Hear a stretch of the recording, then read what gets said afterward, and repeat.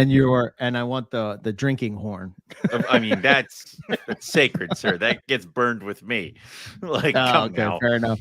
Oh, do I get to shoot the arrow at your Of course. thing as you shoot? There could be many, yeah. And then Lucas has to be thrown on top of the funeral pyre. So yeah. Oh, what? Why? Don't worry about it. Just because you're dead bird. doesn't mean the rest of us don't go on. I have so much to do. Sorry. So much to live for. Yeah, he's got a lot of things to do, man. He's Eric, going to be on the pyre. The blackheads are available. That's all I'm saying. No. No, I need him to breed the blackheads. Yes, I can't do it. Yes. What's up, everybody? Episode 67, and we have a special guest. Mr. Erick Hernandez is with us. How you doing? Welcome. I'm doing great. Yeah. Awesome. The Red Coastal Master, West Indian Boa Extreme, Puerto Rican boas, right? That's your thing. That's your jam. Yeah. 100%. Nice. Which I think that's coming up soon on the Boa podcast. They're going to be talking about that. I'm excited for that then. Cool. Yeah. So we usually don't have guests, but we weren't sure who was going to be here, who wasn't going to be here because I'm fluid. dying a slow death. I don't know. Eric can't breathe. I have a wedding. Lucas is Lucas. Lucas is a young guy with he's a young man, full of life and vigor. Yeah. What does Lucas mean? I'm always exactly that. Yeah, Eric, are you okay? Yeah, I was saying before we started, I'm kind of like an iPhone battery, right? I charge myself with a treatment in the morning, and I kind of last until like the afternoon, and then my battery starts to go down. I have to recharge again, and then really interesting when they have to like roll him around in like this plexiglass cage filled with like his medications so he can breathe, or he'll just be in a full scuba suit. Like, yeah. Maybe the adrenaline will be too much. He just won't know. He'll just keep going. I think once I'm in that Australian sun, everything will be right with the world again. The problem is that at the end of the day, when you're finally done herping and you get back to the Airbnb and he crashes, like is Eric gonna just like walk in the door and be like and just like that? This is where he sleeps every time at the door. Yes, he just falls. Just falls. Yeah. We're 18 days away. Well, first of all, we're a week away from Owen's getting married, so that's happening. Crazy. Yeah, that's we're happening. Too far into it now. No packing out now, buddy. Yeah, that it is happening. Yeah, yeah. And then we're 18 days away. Yeah, I guess it's 18 days away from Australia. And we have to fly into Canada, and we're having this big thing and this talk about that luggage gets getting lost. Why we're going to Canada to go to Australia? I don't know, man. We must go up to go down. What? Like it's look who's in charge of our transportation sector, so maybe that has something to do with it. I don't know. He has never steered us wrong before, and maybe Air Canada is better than U.S. Airways. That's all I'm saying. I don't think so, man. It seems like they lose a lot of luggage. Dude, the flight home from L.A. to Philly when they hucked the Coke can at me, I was just like, all right, clearly we're not on Qantas anymore. Like, yeah, apparently they lose luggage a lot, and I'm really nervous about taking an international trip with all my shit and luggage. So now I have to transport it into a backpack, and it's just if they lose your luggage, and it's just gonna be like Eric must wear this one pair of clothes the entire time out herping. I do that anyway. What do you mean? It's my Rob calls it the Adventure Eric uniform. Of course, it's the action. We need to think about action figures. Okay, this is Adventure Eric, and with detachable iPhone that you can lose immediately. So you can see how my Australia zoo. By the way. Maybe it's a big deal, maybe it's not. But when we land, we're going to the Australia Zoo. Nice. God damn wow, big deal to me. God damn it! God, I hate everybody. That's pretty cool. That's fine, cool. Robert. That is cool. Yeah. Yell at him. So I got podcast. My ask him if he wants to talk about carpet pythons on the radio. throw him an NPR T-shirt. Hope to God he takes a picture in it. Yeah. I was this close to winning a so they did the Australia Zoo and Terry and the kids back when I was in college. They did a contest to see how can you cat key it. So put the name of Sea Verwin and what you're doing, blah blah blah. So we entered a video of it, and we won 3rd place. So we almost won a free trip to go to the zoo. Oh shit! Yeah, the number 1 that did it was like a little kid that did like a cute rhyme, and then they got him. Thing. Yeah. But damn it. Yeah. It was kind of annoying, but I got like merch from there. I have like a polo running around and like a hat somewhere from like the 50 or 40 anniversary of Australia Zoo. Pretty. Nice. That's awesome. It was actually a child's competition. Like Eric was the oldest guy entered, but he was kicking their ass. Close. Yep. 3rd place though. Yep. So I wanted to give a shout out coffee wise. I got from Jeff from Puget Sound Python sent me a bag of coffee from a friend of his that owns his own coffee business, and it's called a walkie-talkie coffee.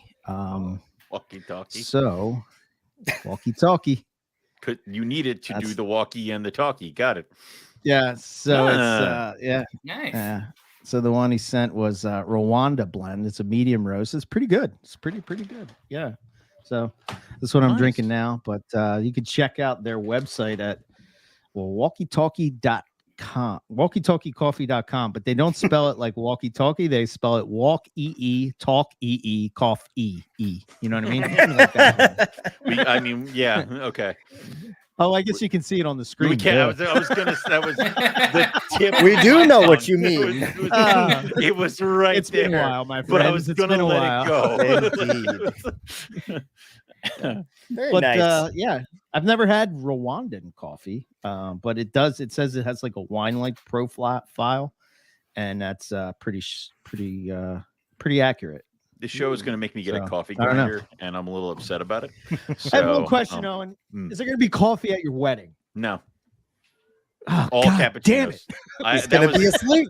That was by design. No black coffee. I said none. They're like just decaf and cappuccinos. Yep. Jesus.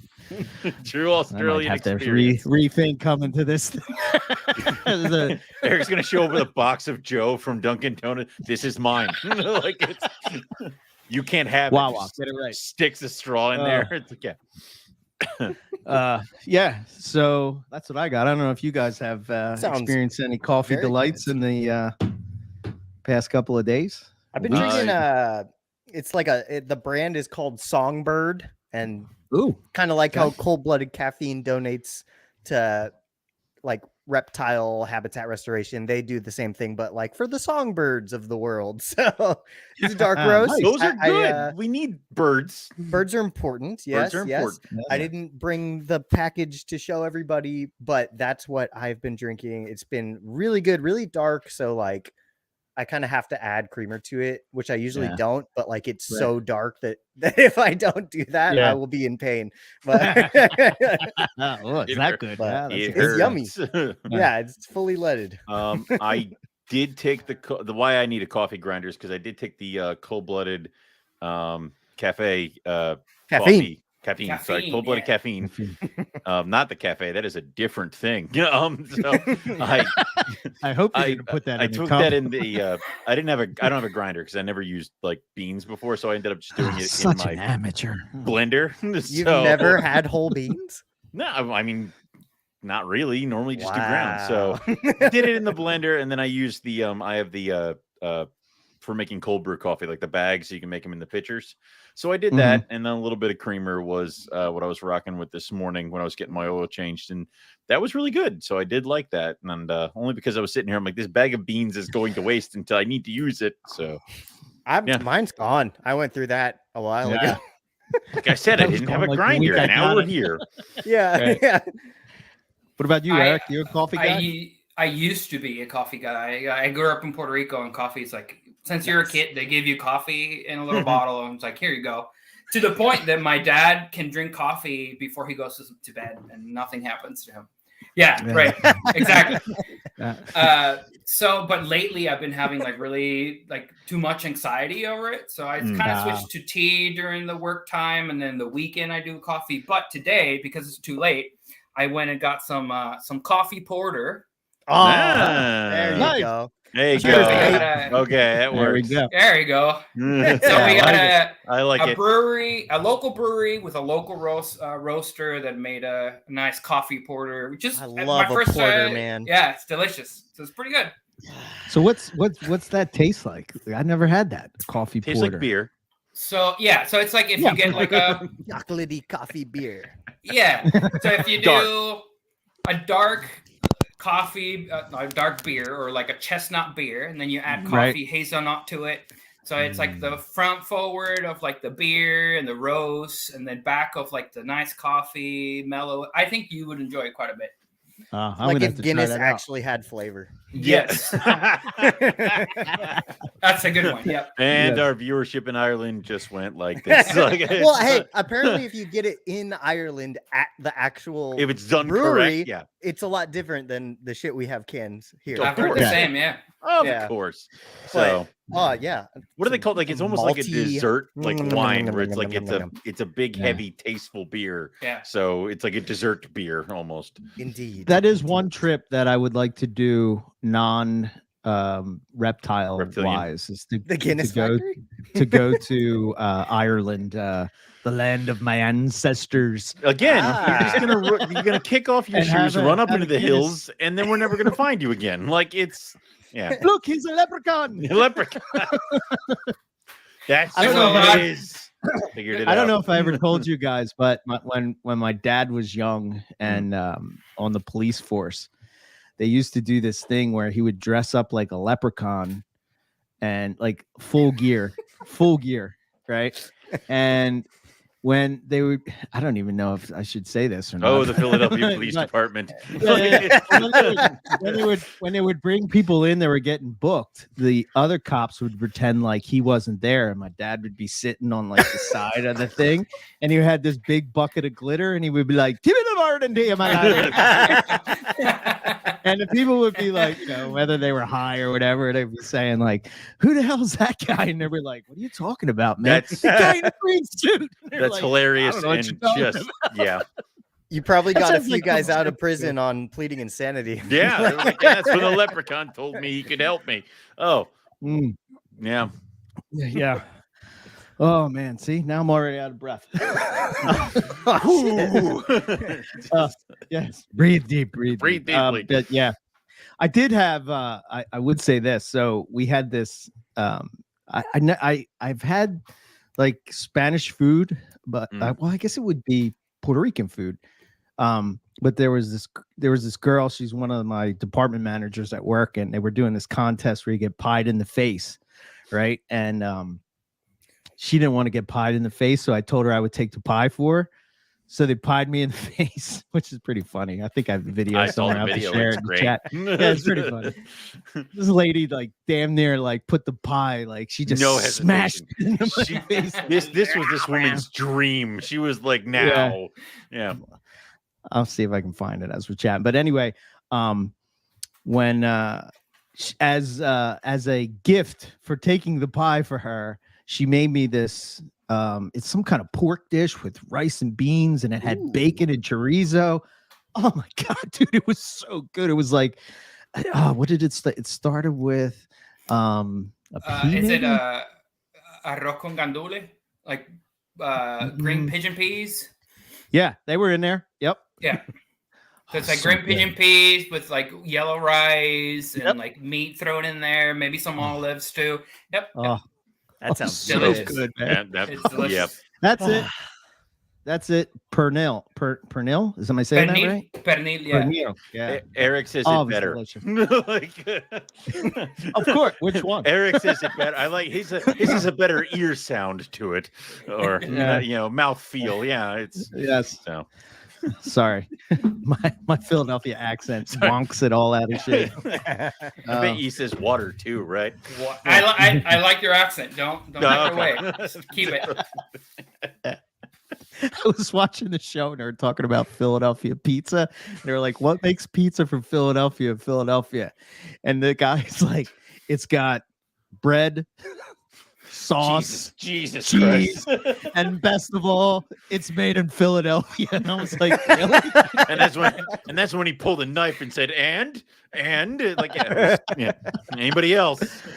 Oh my gosh. So what's up with you guys? What's been up? Well, let's go around. I know what's going on with you, Owen. Go, Lucas. Okay. We'll go the other way. My blackheads are eating unassisted. That's like my main thing that I'm happy about right now. Yes.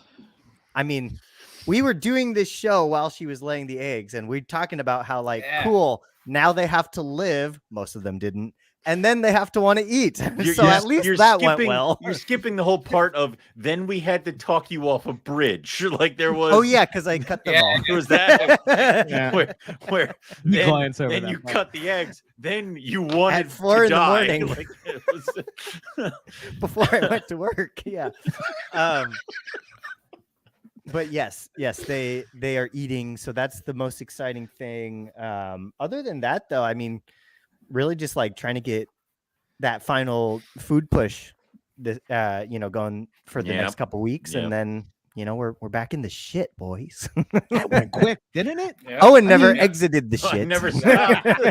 Never stopped. He exited for a week to get married, and then he's going. And then I'm going right back in. And that's the shit part. I was telling Eric this week. I'm like, I went through my 2023, and I'm like, gonna keep it light. I'm going to keep it light. 31 pairings. I'm like, no. What happened? I said light. Yeah. So that's not light, man. No. I think I'm gonna be somewhere around 10 or 11. I'm gonna send you pairs. You breed them. I'll deal with it later. I went to the Sacramento show and saw some folks. That was fun. Saw Alan. That's cool. And he had a great booth. Only give him all your hypo in the Ackies? building. Huh? Yeah. Did you give them all your Ackies and say take these? No, Please, there's still God. 2 next to me. Okay. But I did come home with a pair of Vietnamese blue beauty snakes. Nice. Yeah. They're babies, right? Yeah, they're babies. This year, babies F2, I think. Okay. Yeah. Very cool. We recently discovered that the reason my pair hasn't been breeding is you can't get eggs from 2 females. So, yeah. Mm-hmm. Wow. Kind of a problem. That is an issue. Problem. So, all this time. Yeah, it is now throwing. There seems to be a running thing going on over here where I have 2 females, no males of like blue beauties, ring pythons. Like it's getting ridiculous. So, gotta get some. At boys. least it's easier, right? You got them all big, and it's just finding a male. Finding a male to chuck in there, and then we'll see how that goes. So, yep. Another project not completed. Shut up. How can you live with yourself? What a failure. It's hard. It's hard. I hate it. Incomplete. Jeez Louise. I know. It's insanity. That's cool. Blackheads, were they Blackheads? What was your trick? Well, first of all, how's the one that's like the crazy one? What's the really dark one like? Yeah, really nice. Oh, she's great. They're both doing fantastic. The normal looking one, I mean, the not super dark one, like she's pretty too. But she had her second shed today.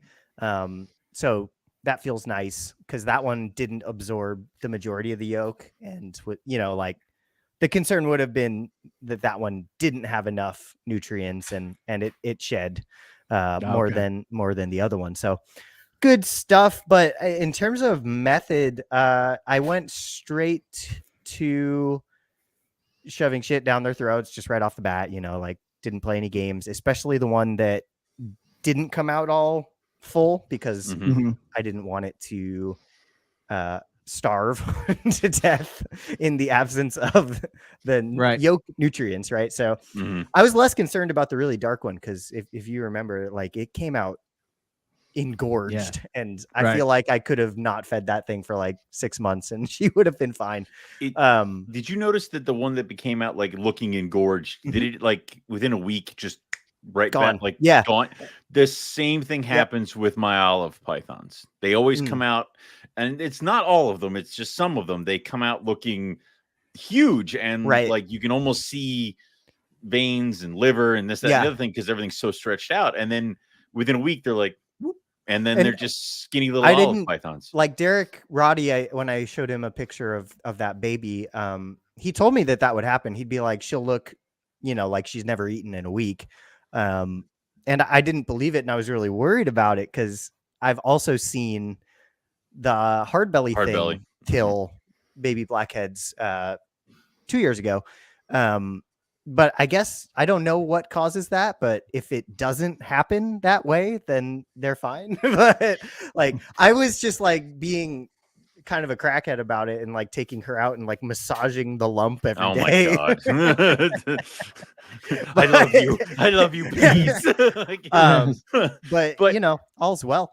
Does that kind of point to that maybe we're not doing incubation on things like blackheads and olive pythons correctly? Like maybe we're missing the mark. Should it be warmer? Should it be cooler and longer? Yeah. Right. I can't speak to the olives, but I'm pretty confident in saying that we don't do blackhead incubation as optimally as we could, right? Like I don't want to say wrong, but I think there's got to be a better way, because this is not what happens in the wild, right. Period. End of story. Clearly. In the words of Mr. Mutton. Yeah. Clearly. But also, it could be that it's not necessarily the incubation. Maybe it's the mother having excess nutrients or something. Like, I don't know, like maybe the babies get all blown up and ballooned because they got like a double dose from mom. I don't know. I don't know. That's the I think I said that last show, where it's like, if you want healthy eggs, start feeding mom like now. Like this is when you pump, this is how you get healthy babies, healthy eggs, healthy mom. Like that's the whole thing. So yeah. But no, to finish the thought in terms of like what I did, I did the day-old quail thing after I got a few baby mice in there, just to like make sure they weren't going to kill over. Then I started playing with quail, and I would use the quail beak to open the mouth and shove it in there, because it's like a built-in labor. Yeah. And then once the quail's head was past like the point of no return, they would usually take the rest of it down voluntarily. And then I would caboose a fuzzy so that when they're getting to the end of the quails, just kind of the feet sticking out, I would put the nose of the fuzzy like next to the quail feet, and they just keep chewing. Like, I feel like something happens with pythons when they're working on getting something down. Like, they're super vulnerable when they're swallowing, right? So I think it's just kind of like chew until there's nothing left, and then get the hell under a log, right? So I mean, they don't really notice that it's something different. That is what Gavin told us he does with the Owen Pelly pythons. He's like, I tie like a chicken. He's like, or a dove. He like ties it to like the head of a rabbit, because they're just like, because they want the bird, and they're just like eating the bird, and then they're just like, I don't know what, this bird just keeps going, like, and they just keep going down the whole rabbit. So yeah, for sure. And then last thing was the deodorizing hunter soap. That's what sealed the deal. I tried that for the first time last week, and like washed down dead mice. I was like, what has my life become while I was doing it? This is only the beginning. And but no, that made all the difference in the world, and now they're just off to the races. I am actually going to do that this weekend with my blonde hognose, because I got 2 more to eat, the gecko scented pinks, and I'm thinking if I go that extra step and actually wash the pinkies, I can get the rest to go. Since it works so well with the blackheads, I did an entire batch of that for the jungles and the brettles too, because I had some of those that still aren't feeding great either, and a lot of those non-feeders took it as well. So, I mean, what? I might just be something to it. Like, maybe they don't like the smell of mice. Yeah. That's how I started a lot of the Puerto Ricans when I had a litter in 2018. Just use hunting soap, washed them all down, and then if I needed to scent after that, then I did it after they were washed. Was it with gecko? What did you use? Because I have to. I used gecko. I used the frog. I use quail, and I had some will eat with some things, some will eat with everything. And then once I had everything eating, then you can usually funnel it. Yeah. Yep. Right. Crap. I forgot. I have 2 Dominican red mountain boas next year. Shit. All right. Well, 33 something. Yeah, no, shut up. Like it's fine. Everything's fine. You might know this, Lucas, from your research with has there been temps and blackhead nests? Not in the published literature that I have access to. I'm sure that somebody's probably done it, but they didn't write it up and put it somewhere I can find it. I'm going to try to get as much temp data. Maybe I'll find some. Maybe we'll be lucky and we'll find some blackheads on our trip. We will be in the spot, So tickle their tail and follow them to a hole, and then then tempt stick something in the hole. Find a blackhead on eggs, and then we'll just get all the data. It'll be small enough to to go into that hole. Yeah. No, there's I haven't heard any wild blackhead reproduction observations. Woma, yes, but blackhead, no. Do blackheads bred in Australia have the same issues that we have in captivity with our blackheads? I don't think so. You then think so? I don't know. Yes or no? Like I don't know. I haven't really checked that out. To be honest, where I started actually having success with the olives is I started watching the videos from the guys who bred olives over there and copying their temps and things like that. So what if we're just not doing something here to set them up? If I'm not mistaken, and I remember Derek talking about this, we talked to a few people from Australia that we've had on that's had black heads and bred them and all, and like they like feed the shit out of them. Like I mean, if you watch like the K Brothers those are the ones collection, they're enormous, but I also heard that a lot of those aren't around anymore, and they're not really producing like they used to. So I think it's a happy medium, right? Like, it's probably not the best to starve them. It's probably not the best to make them enormous. I'm trying to live in the middle. Middle ground is good. Yeah. But I remember, gosh, this is going back to the reptile radio days, but when Derek was on there and they were talking about blackhead eggs, and back then they were even worse, scarce, is way more scarce. I think there was like maybe a few, like maybe a hand, like one hand you could count the amount of people that were doing them. I think it was like, I don't know, Kyogen, Vermelia, Derek Roddy, and that was, I'm sure there was other people, but they're the everybody ones had really like one or two. Few and far between. Probably Doug Price. Yeah. But that was one thing that he said, that in Australia they don't have the same problem with the eggs. I don't know why that would be. Interesting. I mean, Derek seems to have it down to a science where he's at, right? So like, well, remember, he doesn't really tend to. It's humidity, right? Oh, well, that's what I was going to say, is like wherever he's at in the Southeast is a completely different story than me in the San Francisco Bay Area. But for whatever he's doing where he's at, he has a really good hatch rate. And I guess he has dramatically reduced the amount that hatch all big and bloated by moisture regulation. And Jason Hood's kind of trying to do the same thing with less and less water. But I wonder on my end if my clutch crashed the way it did because I almost had no water, and I'm not in Florida. So now, if I'm lucky and get another clutch, things will be done differently. I know Keith, when he does his Woma eggs, right? I mean, I know they're. Oh, there he is, Jeff. Yeah. What's up, Jeff? Spoke about you, Jeff. We talked about the walkie-talkie coffee, but anyway. What Keith does is he puts a water bowl in the tub with the eggs, which I thought was pretty interesting to get that humidity, but not necessarily wet it, getting the eggs wet. Right.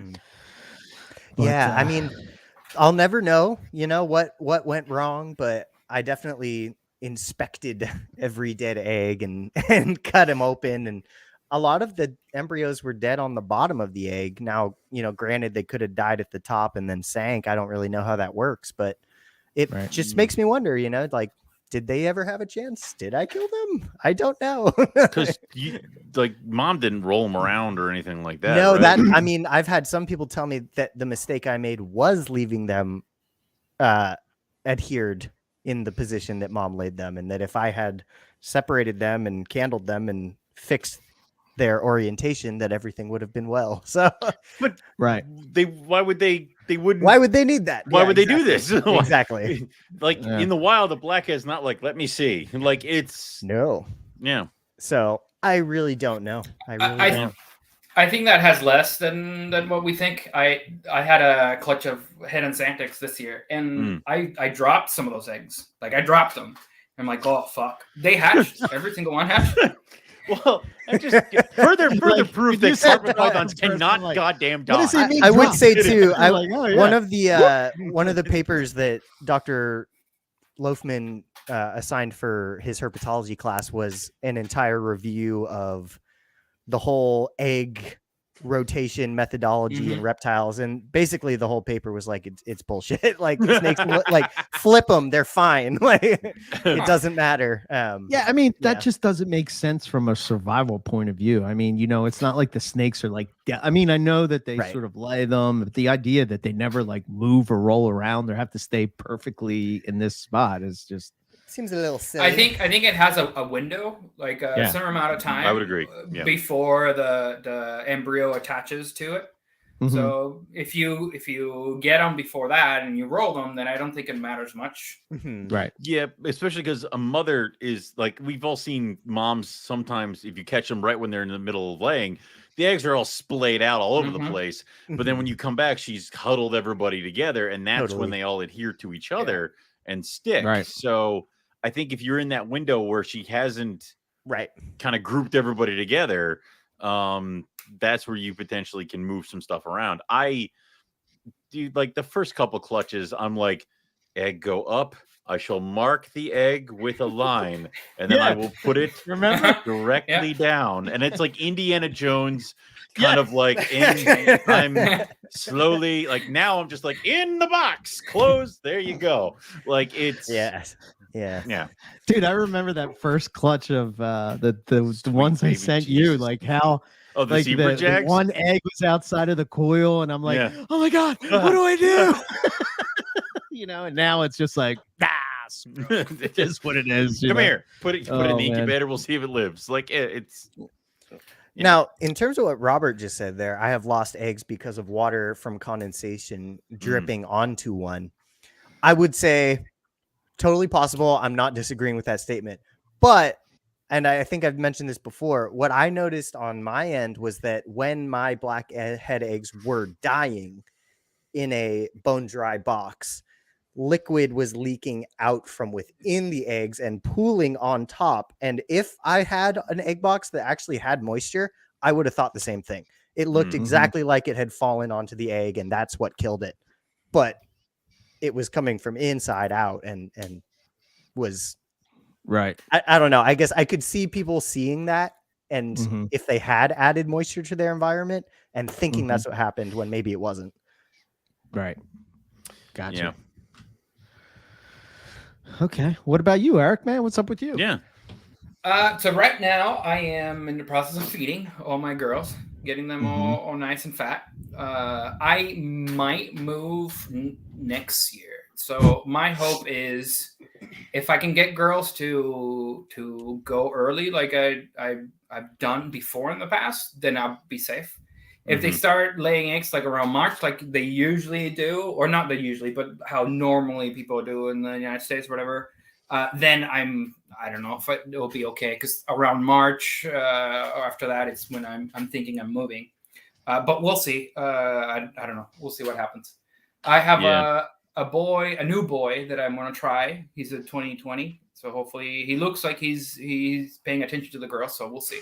And then I have a boy from a Tannenbar boy from KJ that I'm trying out. So these cages over here. So these three. So they're all connected. And in here we have the 2 male tannin bars and then the female. And it's honestly, it's like having like lizards. They all hang out together. The males hang out together more than the with the female. They share basking spots. It's actually pretty cool. They don't fight. They're not territorial unless there's food around. But I close and whatever, and everything is fine. The female is in shed right now. She's looking pretty thick. So fingers crossed. That's awesome. Right. That's awesome. Cool. Yeah. How'd you connect your cages? Did you drill holes and have a slidey thing, or? Yeah. So I did. Where is the thing? I don't know where it is. So I did a 3-inch hole, right? Okay. But then to connect them together, I didn't want to spend money. I'm kind of cheap when it comes to things like that. So I got a peanut butter jar and I cut the bottom, and that fits perfect. Nice. It fits perfect. And that's nice. what I'm using. That's awesome. I don't know if I have that. Yeah, but it's a DIY if I ever heard one. Yeah. That's awesome. So I got a lid for one of them, and then the other one, I didn't have a peanut butter jar. I don't eat that much peanut butter, so I took a cookie jar, right? And I did the same thing, and this is what I used for the other one. Nice. Okay. So if I need it to be a little bit thicker, I just wrap duct tape around it, and that makes it a little bit thicker. And I can take them out or in and out if I need them. I still have the blanks that I took out. So if I want to silicone in and seal it, I can. Seal it up, you can. Yep. That's working awesome. really nice. I like it. Yeah. Very cool. Cool. So that's what I'm doing right now, and feeding and making sure making sure the snakes are happy. No one cares about people. No one cares about people. You're right. Yeah. Humans, no. People are overrated. Yeah, no. Snakes sure before people. Yeah. Yes. What about you, Owen? Well, I mean, I guess you're doing 35 pairings, and I mean something along those lines. I'm trying to get everybody feeding. I'm doing Hamburg right after the weekend after the wedding. So I'm trying to get everything ready for that. Jesus Christ. Yeah, you're like, I'm not okay. Please somebody send help. Like, I don't know why you're letting me do this. Like, I'm waiting for somebody to stop me, but nobody is. Like, it's so but I'm trying to get everything ready for that. I've got the white lips. Some of them are rolling, other ones are just kind of like grabbing the food and tucking it. All the olives are just it's the olives and the rhinos this year. All the olives are feeding right now, and then all the rhinos are eating fish. Like, nice. I'm not having to fight anybody, and I'm like, I love you. I love you. You guys are awesome. Right. So, but yeah, dude, it's just kind of doing that thing, and then that ring python thing looks like it did not pan out. So what happened? Now I have an adult female ring python that already has murdered several males, and it's in my house now. So I don't know what to do with it. Okay. Do you think she was never gravid in the first place, or do you think she reabsorbed? I think she either reabsorbed because she was huge. Okay. And I ultrasounded her when I got her, and she looks like she had some follicles that were developing, but they weren't as far along. Like when I want to do it this year where I follow a female through the whole process. Like we're talking like ultrasounds every week and documenting, because then I can try to space it out, because I didn't ultrasound things. The ultrasound for this year was more of one of those, like, I am 99% sure this female is gravid, but I need to settle that 1%. And then it was like, oh, yep, they're eggs. Like, it was one of those, you can see them and you know that's what you're looking at. But I want to go through the whole stages of follicular development so that I can ultrasound a female and see where we are, like, you know, kind of that whole thing. So I was actually thinking about using the bread lay I got from you, Lucas. So I was going to say that's what you should do. Yeah. Not Nice. just because I can submit those things to you and you could possibly use them for some kind of research somewhere, but you know, she's good with handling too. She'd be an easy ultrasound. That's also it. She's out of all my brutal killers. She's so far down on the level. Yeah. No, she's chill. She never took issue with me. Yeah. So, how does she compare in size compared to your female Bredls? I'm genuinely curious. oh, Lucas. Because I thought I got her too big. There is a size comparison. Yes. And it's one of those, like, I haven't. It's kind of like me and Owen. Yeah. Yeah. So Raven is my biggest bredal female.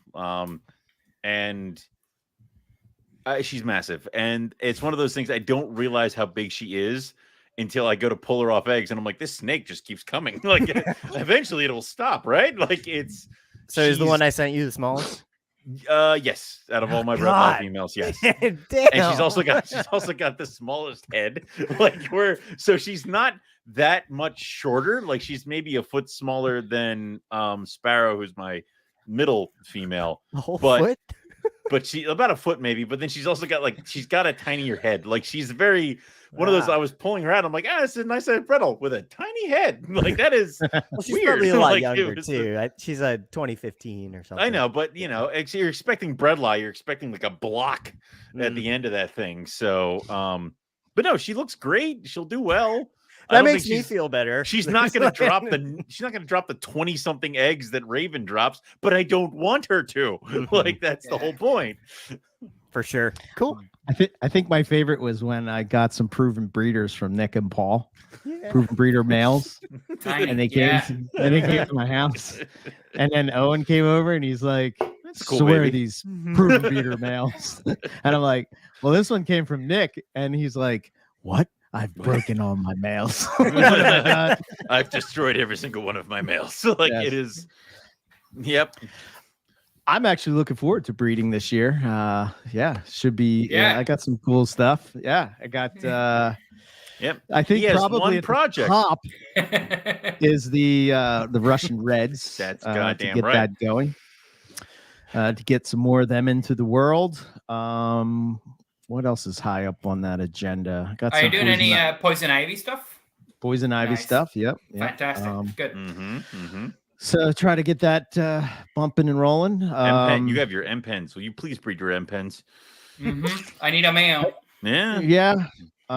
Probably. I'm gonna do a red to stick with the theme of Balin stuff. Balin red male that I got that I'm going to put with Molly Ringwald. To get no jag in the mix. Get that jag crap out of here and Tiger just get and Coastal. So that'll be cool. Nice. Lightning line jungles, probably some more gelatins because I just think that they're badass. I want to see one in person. I know. You will soon. I'm sorry, I've been dying. It's like that's okay.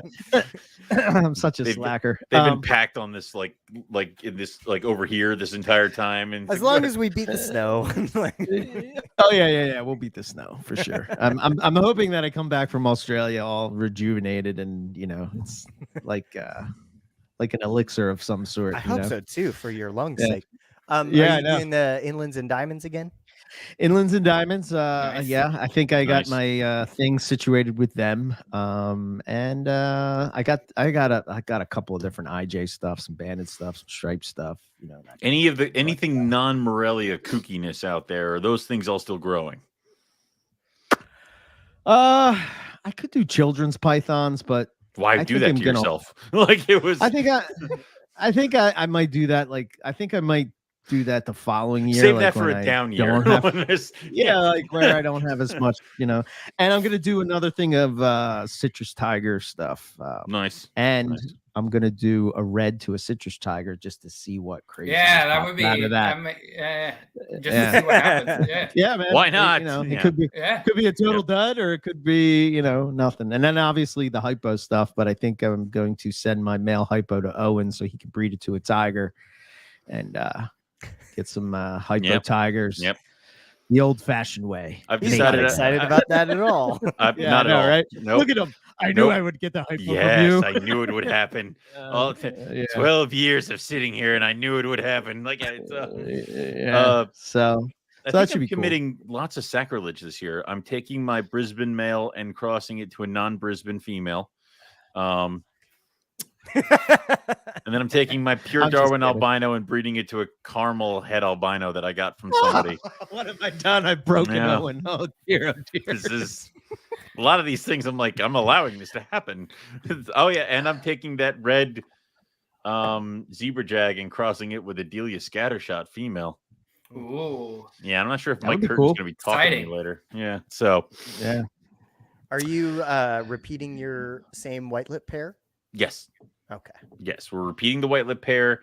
I am on the fence about the Timors because my I did lose my adult female, but I have a juvenile female that has just been pounding food. And if she were a carpet python, I'd be like, yeah, but I'm like, you're not. I don't know what to do. But she's comparable to my female white lip, so I'm like, well, I don't know. So also be trying false water cobra for the first time because I need that like a hole in the head. Yeah. Yep, I did. So when Riley sent me his Mad Hogs, he sent me his 2 adults and then a baby that he had produced. And that baby was a female and is now gotten up to size. So now I have 2 trios of unrelated Madagascar giant hognose that are going to go next year. So I produced 21 eggs this year. Wow. So I've decided that's not enough pain. So I'm going to up it by like another 7 or 8 eggs. Nice. There's that. So are you like single-handedly like getting the population of I'm burning that Yeah. market down myself. Like it is. I think he is. I am just people. They can't import them from Madagascar fast enough. But I'm just right. That's great. Yeah. That's really good though. They're fun little jerks. So, yep. There's that, and then obviously the roughies, those things. I will get them this year. Yeah. God damn it! So help me God. You better if I'm sending you a hypo. Good God, man. Level that at me. I'm sending you an olive python again. Like it is. Come on. Yeah, all right. Yeah. Come on. Your first one broke. I know. comparable, and I know.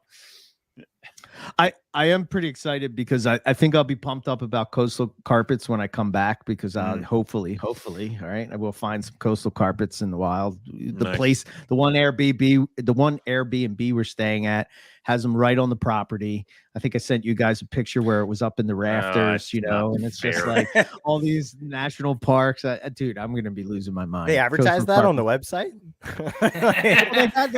They had like part of the listing. Yeah. It's like wildlife and stuff. Snake house. Yeah. Super host. And the place is, oh my God, the place is beautiful. So I don't know. That's I'm looking forward to it. The one spot that they have these small coastal carpets, right? It's Krumbit Tops National Park. It's like this unique type of carpet python. So hopefully we find them. Obviously, I want to find blackheads and spotted pythons, tick them off the list. You know what to do. Yeah. So that would be friggin' fabulous. I'm going to try to take as much data as I can, like I did on the Arizona trips. Yes, and data. Get all that. Yes. Data and videos. Oh, yeah, especially. Yep, 100%. I got the GoPros ready. Everything's ready. So, we'll get that going. So I'm real excited. But the other thing that I might run into, and this book came just in time, and I obviously I'm not going to get to this until I can finish the more complete carpet, but I got this an Asian Elapids by a good friend Sky and Ty. Sky and Ty. Just put them together. Sky. Wow. Sky and Tot. Yes. And then our good buddy Phil Wolf, he's got a picture in there, which is pretty cool. Nice. Newly addicted to Womas, Phil Wolf. Oh, yes. You ruined him, did you? Okay. Yes, apparently. Yes. But this book is massive. It's beautiful. It's the Chimera edition, Chimera stuff. So I'm looking forward to learning about some. It's pretty thick too. Yeah. Probably about as thick as the more complete carpet. But very nice. The venomous stuff will have to wait until the carpet python is in here. So. Oh, of course, priorities. Yes, exactly. But yeah, I'm real happy for them that they got that going out because I know that's a passion for both of them, and good stuff. Badass. So, yeah.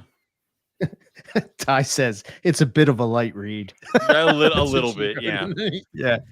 That was one of the cool things. Speaking of Elapids, I've never seen a lot of those in person before, but at the Sacramento show, I think it's the Phoenix Herp Society brought an entire like zoo of venomous reptiles just for display. Like it's like a walkthrough thing. And so I got to see like Colette snake, king cobra, like all the spinning cobras. It was like venomous from around the world. It was crazy. That's awesome. It was really cool. That's cool. Just as a side note, they had a mamba. Like, what was the one we saw, Owen? Well, you saw, Owen, as you chased it. That would have been fabulous if we could have did it at like 2 times the speed and played the Benny Hill music behind. I mean, it was a brown. Moga. Brown, okay. Yep. Yeah. Moga. Yeah, it was a brown, and Rob and I chased it. You keep leaving out Rob, so it sounds like Owen was just an insane person. Rob was there too, so it was the 2 of us. Oh yeah, that's right. Keith was in the car. I can't remember. I'm going to document this trip very detailed because it's of course. I forget. Don't lose your phone with all the video. No, do it. Yeah, I know, do right? it. Do it. Yeah, if you do it, you're gonna find something. Yeah, exactly. Yeah. Right. So that's why Eric's like, I got to kick this sickness before I go to Australia. I'm like, hey, we've had better luck when somebody goes on the plane in a fever dream. Sick. Okay, so you need to go, like, you need to kick it just enough and then go. So. You get the booster the night before you leave. Then you'll definitely be sick. No, thank you. Listen, it's a good trip when one of us is wandering around looking for their spirit guide in a fever dream. Okay, so you're just gonna have to take that bullet, buddy. Right. We head out on the 19th, Jason. Yeah. So there will be no NPR when they're in Australia, unless intern special. I mean, exactly. Unless do that. Lucas and I get the passwords, we can always do something. We can talk about something. I bet you if I turn on the camera and say, Lucas, why Expedites? And then we can fill in an hour. I honestly, like, the more I've been... Never mind. Nobody cares. I love Expedites. The more what? Finish it. The more what? Finish it. I want to know. I think eventually, like, I think if anybody checks in with me in 10 to 15 years, that's probably all I'll have. Yeah, do it. Why not? If that's what you like. You're going to change the company name to Expedites Exotics. Like, what? No, that doesn't sound good. No, it doesn't sound as good. Well, they're in the center of Australia. That's so what I was going to say. Yeah. But also, Nick is inland reptile. That's true. That is true. Does he not have a lot of reptiles that aren't inland? Either geographically or inland. Yeah. So indeed. I say by the time I retire, Lucas will own the Aspedites market. Nice. I mean, I don't need that, but if I do, then that means things are going the right direction. I'll say by the time I retire, I see you taking over the where like guys like Art. Not that he's stopped doing it, but he's not as he out kind of on the has. scene. Like, I talk to Art a lot. He's a great guy, but busy man. Yeah. But like I said, by the time I retire, he'll do the Australian Dreams, where he'll just start combining everything into one Expedites. Like, never that horrible beast. Yeah. Yep. Super Expedites. You saying that I'm going to make Blomas? Yes, Blomas. Yeah, Blomas.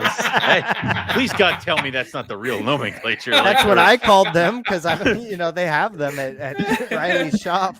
Oh, that's great, Blomas. What were you going to say, Eric? I was gonna say I like seeing Lucas evolution. Like if you see his background, it's like started a little bit. Now it's like a whole zoo of. Thank you, stuff. Eric. Yeah, it's nice. I have my I used to live in this room, and so like my bed was over here, and then there was only one stack of cages over here, and so I'd put the camera on my bed and point at the one stack of cages, so that's all that was in view. Yeah, it has changed a lot. Yeah, good.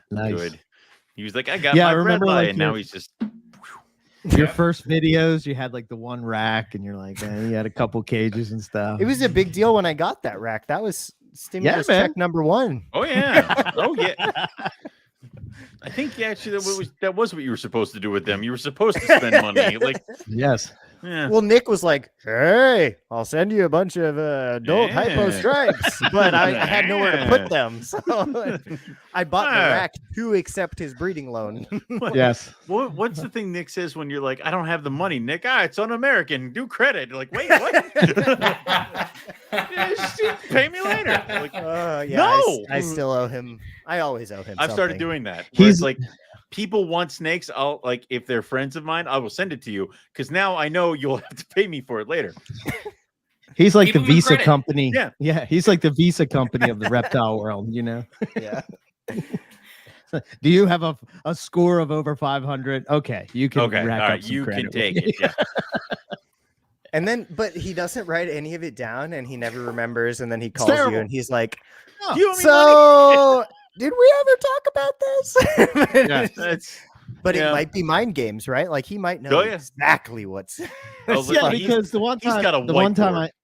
I called him out on that. I said, no, you said this much. And he's like, did I? And I'm like, I wrote it down. So and he's like, oh, okay. Yeah, I did write it down. Oh, look, it's in my Excel spreadsheet. It's in my Excel here. spreadsheet. Okay. He Also, just wants there's an to know Excel if you're spreadsheet. honest. Yeah. I was just seeing if your credit score has just gone up 200 points now. You're good.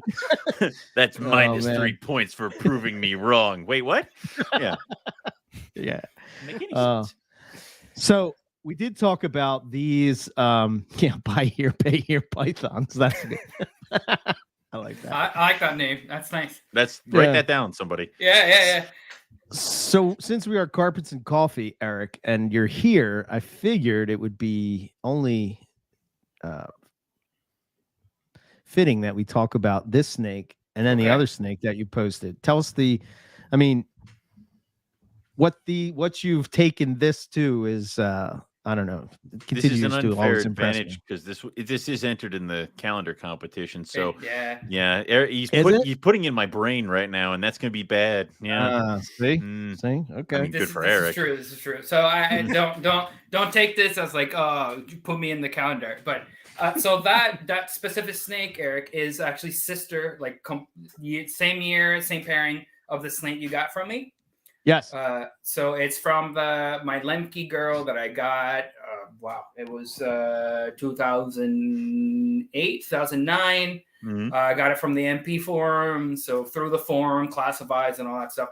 So that's her mom, and her dad was I used to call him Roku, who's a Madame Blueberry that was bred by David Poppy back in the day. Mhm. So that's what made that snake. The other snake is actually her niece that came from a sister, same pairing, same sister, to an Aaron Buhali jag, and that's what made that second snake that I posted. Okay, so Cool. I'll take that one down. And that snake that you just posted, that snake is 10, 12 years old, I think. Oh wow. Okay. That's awesome when they get that age. Yeah, and she's over there. I'm gonna try and pair her this year to her son that I did that was that also is related. Yeah, awesome. So that girl is niece to the previous one. Okay, so I do have. Oh, look at this! I do have the pictures that you sent me when I got that girl, so I can put up. Yeah, now let me take I have the jag from that same pairing. I'll take him out real quick. Yeah, show and tell. Eric's like, quickly to the MPO to the E.B. Morelli archive. I'm like, yes. So this guy you're gonna love Roku. Oh wow. I do love Roku. I know who Roku is. That's what gorgeous. Is that, Eric? That is a brother to the snake that was just posted. The really pretty one. It's just a red jaguar. So I've had really bad, well, if you want to call it bad luck, where whenever I make jags, I have like 90-80% jags. So that year that I had the Aaron Buhali male back to that girl, I had all jags except for that girl. That girl, at that time, I was kind of like you, Owen. I'm like, everything needs to go. I'm just gonna maybe just keep one, but I don't want anything with me. So I just kept him. and I didn't keep any females. So I'm like, his mom died. So I didn't have that look. I'm like, fuck, what am I going to do? So I just went crazy trying to contact that people, see if I had. So luckily enough, the person that had that girl was like, yeah, I can sell it to you. So I went and drove 11 hours to go get her. And Jesus, dude, that's love. devotion. Yeah. Now we know where, like, and that's when Eric realized that he was a little crazy for the snakes. Like, we all have that. We all have that one story. Like, Owen, remember the other week I was telling you I might That's donate plasma for snake money? I'm on the calendar. Nice. Oh shit. I've thought about that too. So dude, I see the signs. It's like you can do $3,000 a year. 3,000, you say? They're like, I sit in a bed for 4 hours while you strain my blood, and I get money. that covers the grow food bill. more. Yeah, exactly. I fill the freezer with my own blood and tears. Yeah. Lucas put his blood, sweat, and tears into this company. Literally. Literally. Yes. All of them. This snake reminds me a lot of the one that I did get from you. She has that same color. Nice. Very nice. That's gorgeous. This animal reminds me a lot. Is any Madame Blueberry line in this one, Eric? Yeah, that's Madame Blueberry. Okay. Yeah. Yep. It looks like, if you look at Madame Blueberry, there are several images of like early years Madame Blueberry. This is what she looked like. And then you see the other years, like you see that one picture of her that gets like, that's later on in life. So but this guy, even in his old age, he still looked like that. He never like grayed out. Yeah, he was really nice. This like that just screams that to me. So. Yeah. So that particular animal, I sold to Michael Pinnell, and then he bred it to one of his Lemke line stripes, and I got a pair from that. And the male who sired all my clutches this year was from him in Lemke line. So right now my outcrosses, my Madame Blueberry outcrosses are with Russian and with Lemke. Eventually I'll do Brisbane, and then I got some stuff from Chuck also, which is Madame Blueberry. So right, Brisbane's are fun. I had the one clutch this year, and I only hatched 3, but we're talking 3 babies that nobody looked alike. And if I could just get that girl rolling, the one female that I hatched actually has a stripe and is red, but she's been just an annoying thing about food. Which is, of course, but that's my Lemke girl. Yeah. Yep. Yeah, you could tell. And she's an 06. She's still around. Nice. Who produced the? Did you produce the Lemke, or no. Was that one of Nick's that he did? No. So that Lemke, I forgot his name, but it was back in the forum days. Someone got a trio of them, and he needed to sell them because they were going to get into divorce and whatever. He had all the paperwork and stuff. And then one of those, I'm going to send you the paperwork. I have the sheets, whatever. He moved, got divorced, and I never got that back. But they all have the look. Like it's old enough that I'm confident that things weren't mixed or weren't lost by then. And this is a Russian Madame Blueberry. That's incredible. She just shed. Wow. Didn't you posted a picture of this one the other day, right? No, that one was straight Madame Blueberry. And there's no jag in that animal. It's just no jag. God damn it! Are those my only jag is that boy that I showed. Okay. Oh no, where are you going? No, go back in the cage. You're too valuable and pretty to be loose. Yep. No free range animals. Pure coastal, right? Yes, correct. Okay. Neat.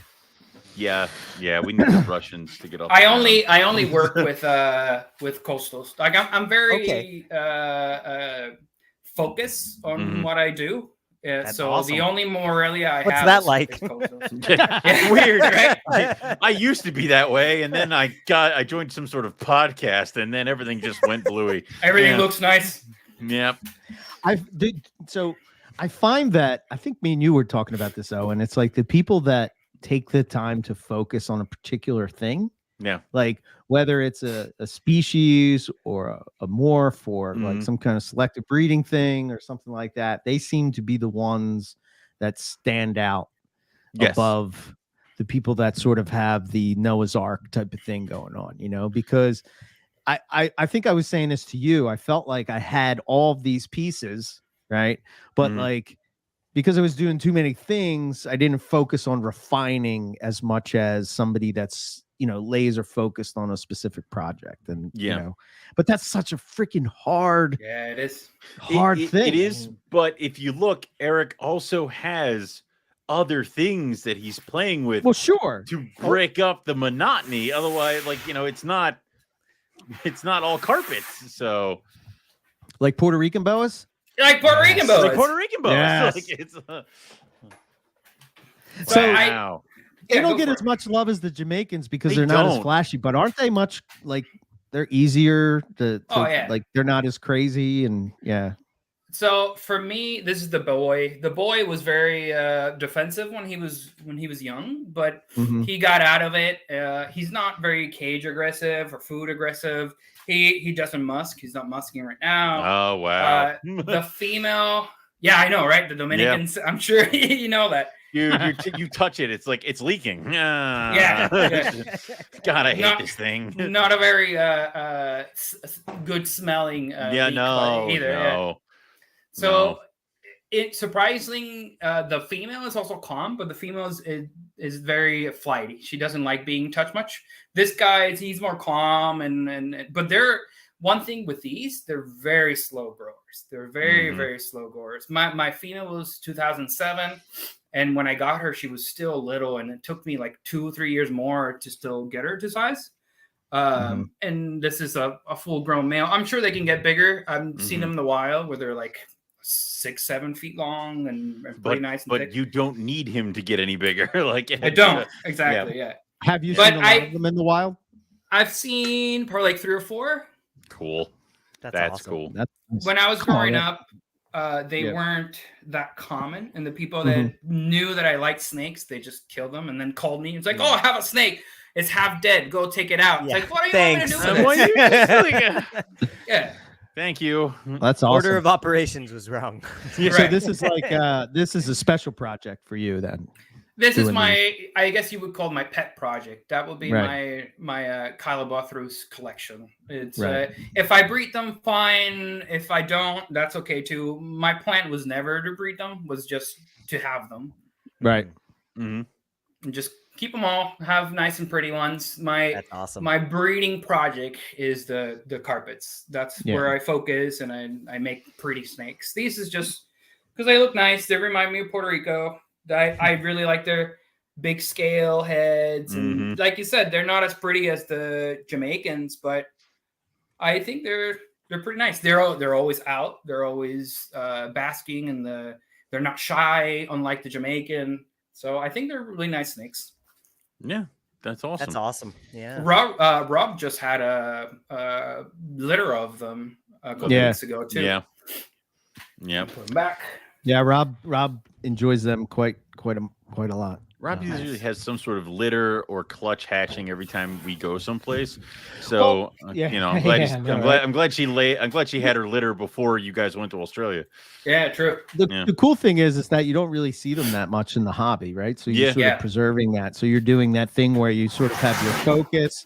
And you're like, okay, I'm going to devote, a little bit of cage space to, one of these pet But it's also projects, something that like he's passionate about too. It's not like I'm going to do the carpet pythons and then you know what? I'll get pastel ball pythons over here. Like it's just to break it up. Like no, it's something else that he's passionate about. Whether it's pastel spider, man. Bumblebees. My honeybees, my platinum honeybees. That's a thing, right? I don't. Just to show you how just slow they grow. So this is a 2018 animal that I produced. Yeah. Wow. And it eats all the time. It's not like it's a skinny animal or anything, but they just slow. They're really slow. There's some carpets. Are like they? Yeah, Eric Burke's carpets. Eric Burke carpets. Yeah, I mean, yes. Trying to get that freaking ultraviolet jungle jag this size for 3 freaking years now. Yeah. Lisa was saying that they fire up. Did they fire up? The internet, Puerto Ricans, they do change color here and there, but it's just light brown versus dark brown. It's not like IJs, for example, right? Right. Gotcha. Even they do have a nice color change when they're getting older, but even the Jamaicans, they're the prettiest, but they don't really change color. Oh, she's in chat. They don't really change color. Cool. With the time, they just change color with age. There's a lot of reds coming in. And what about in like sunlight, like the she just pooped? Yep. The Dominican boas, you put them in the sunlight, they just, I guess it's just their color because they're that reddish color. They do have that iridescence. The same thing like a blackhead or they have that nice sheen. Even the Puerto Ricans do also. Blackheads. Yes. Blackheads. You said blackheads? Yes.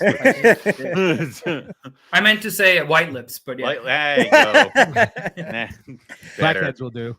No, it won't. Cool. Awesome. So, so it's like looks like we're providing that everything goes good this season. We're probably going to see some cool stuff. Are you doing the westerns again, Lucas?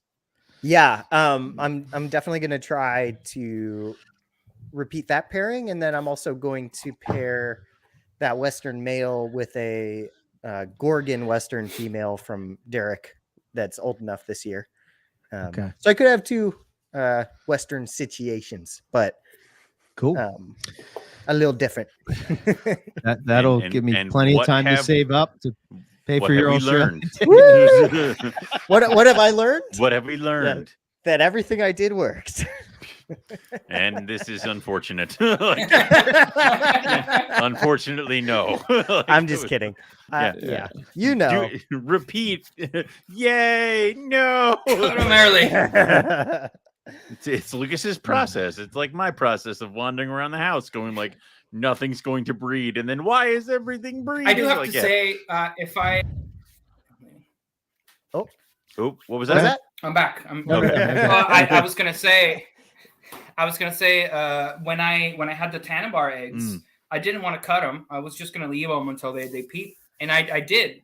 But if I would have done what Lucas did, and I would have cut them early, I would have a live baby because one drowned, and the only one drowned in the egg. So 50-50, Lucas. I don't know. Right. Yeah, I mean, I agree with that. My problem was that I did it like 2 weeks earlier than I needed to help with the 50-50. I did it. I wasn't even at that point yet. I did it like day 45. Oh, yeah. No. Mine was day 66. And then Owen said Owen didn't know that I did it that early, so his advice was to make the hole bigger. And You're like, but it's day 45. Jesus Christ! I went back and I made them all bigger. Oh no! He's like, yeah, just make a big window so that they can. They know which way is out. Well, no, if they're ready to come out. What? Live and learn. You live and learn. But I did get to know far ahead of time that one of them had a wacky pattern. That's one of the first things I said. That is true. That is true. I wanted to I don't know if I showed this. Oh, that's a shame because that's a cane toad. Did I share this? What? Yeah, right. I was gonna show the picture of one of the carpets from the spot that we were going. Ah, sweet. And it's eating a cane toad. And it's eating a cane toad. It still might be there. Yeah. But these are sort of what some of the coastal carpets look like in the area. Oh no! Oh no! Oh God, no! Oh, it hurts. that hurts. Yeah, it hurts. That hurts so bad. Oh, no. Somebody Take it help away. him! Somebody help him! That's so sad. I know. That face. Why did they take the picture? Get the toad away from it. That's a good point. That is a good point. Let it go. God, I would run right up and be like, nope. But yeah, the man. face looks very bread-like to me. What? Yeah. What? Yeah, because look at the head. Look at the head Does not look scales, right? bread lie. Are you Well, talking that's We've they're got not Eric as small. agreeing and Owen enraged, so I'll take it. But there's Eric no head Hernandez, stamp. tiebreaker. I don't know. I don't think it looks like a bread lie. Aha. I'm not talking about that's color, coastal. just like the shape. No, yeah, I mean the head. The head. Yeah. I've had one bread light, and what I remember is the head really looks like green tree pythons, like very like chunky in the back. That I don't know about that one. Never mind. Eric, we already Carry on. Lucas, we already established the bread lie that you sent me has a weird head. So, like, you don't know what That's you're not talking true. about. Like, Yours are just obese. No. So I don't know if there's any truth to this, but these carpets that are found more towards the coast seem to have, even with jungle carpets, right? From what I'm not saying that this is accurate or not, but it just seems that the ones that are found towards like the beach, because obviously you can see this is like It's on that sand. is sand. Yeah. sandy beach. You know what I mean? It's gonna get impaction. Where's its newspaper? I think it's probably gonna get impaction That from the toad sand. before- Listen, it's dead anyway. Okay, just take the toad. But look at the eye, man! Holy Yeah, shit, that's a cool Dude, snake. I That would is kill pretty for that nice. snake. Yeah, that's pretty nice. It's like salt and pepper. Yeah. I don't know if that's like where the hypos come I was from. never tempted to smuggle, but this snake would make me double think a lot of It things. reminds me of the banana jag or whatever that was called. Oh yeah, the good old banana jag. Yeah. Oh God. shit, God, that's a blast from the past. Yeah. Wow. Anyway, yeah. Hopefully we find something like that. That would be pretty cool. No, don't. Just Because put then it in your bag. I don't make like a fake Listen, soul in your shove it into a cassette case and then mail it to us, because that's how they get out of Australia, is they just shove them into cassette cases. Thank you guys, because when I'm in Australia, I And you're probably getting will strip be, I'll be You're like, on a list. excuse me, sir. You're that When he- freaking coffee guy. When he scans his passport and a bunch of lights go off, he's gonna be like, God damn it. Like,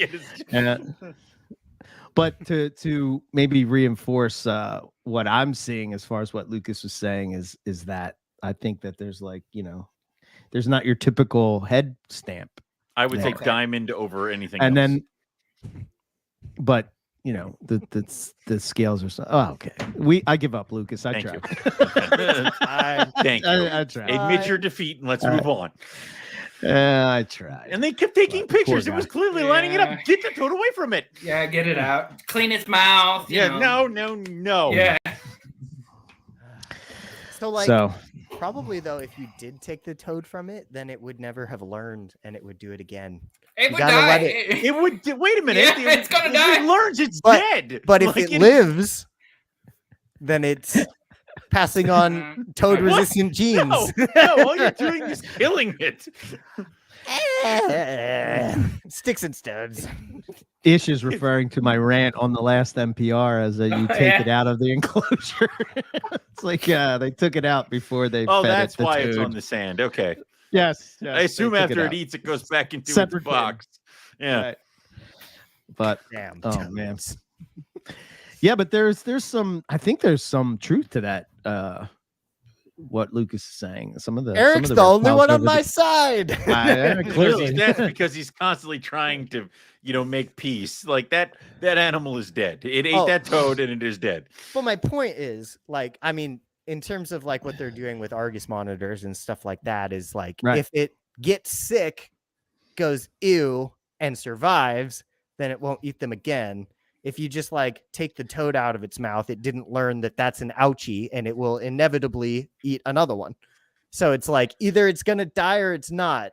But taking the toad doesn't help. the only thing that would help is if it has an immune to the bufotoxin. Right. And then passes that along to future generations, and then you build up the resistance. And I'd still rip that toad out of its mouth and heave that thing into the ocean. Okay.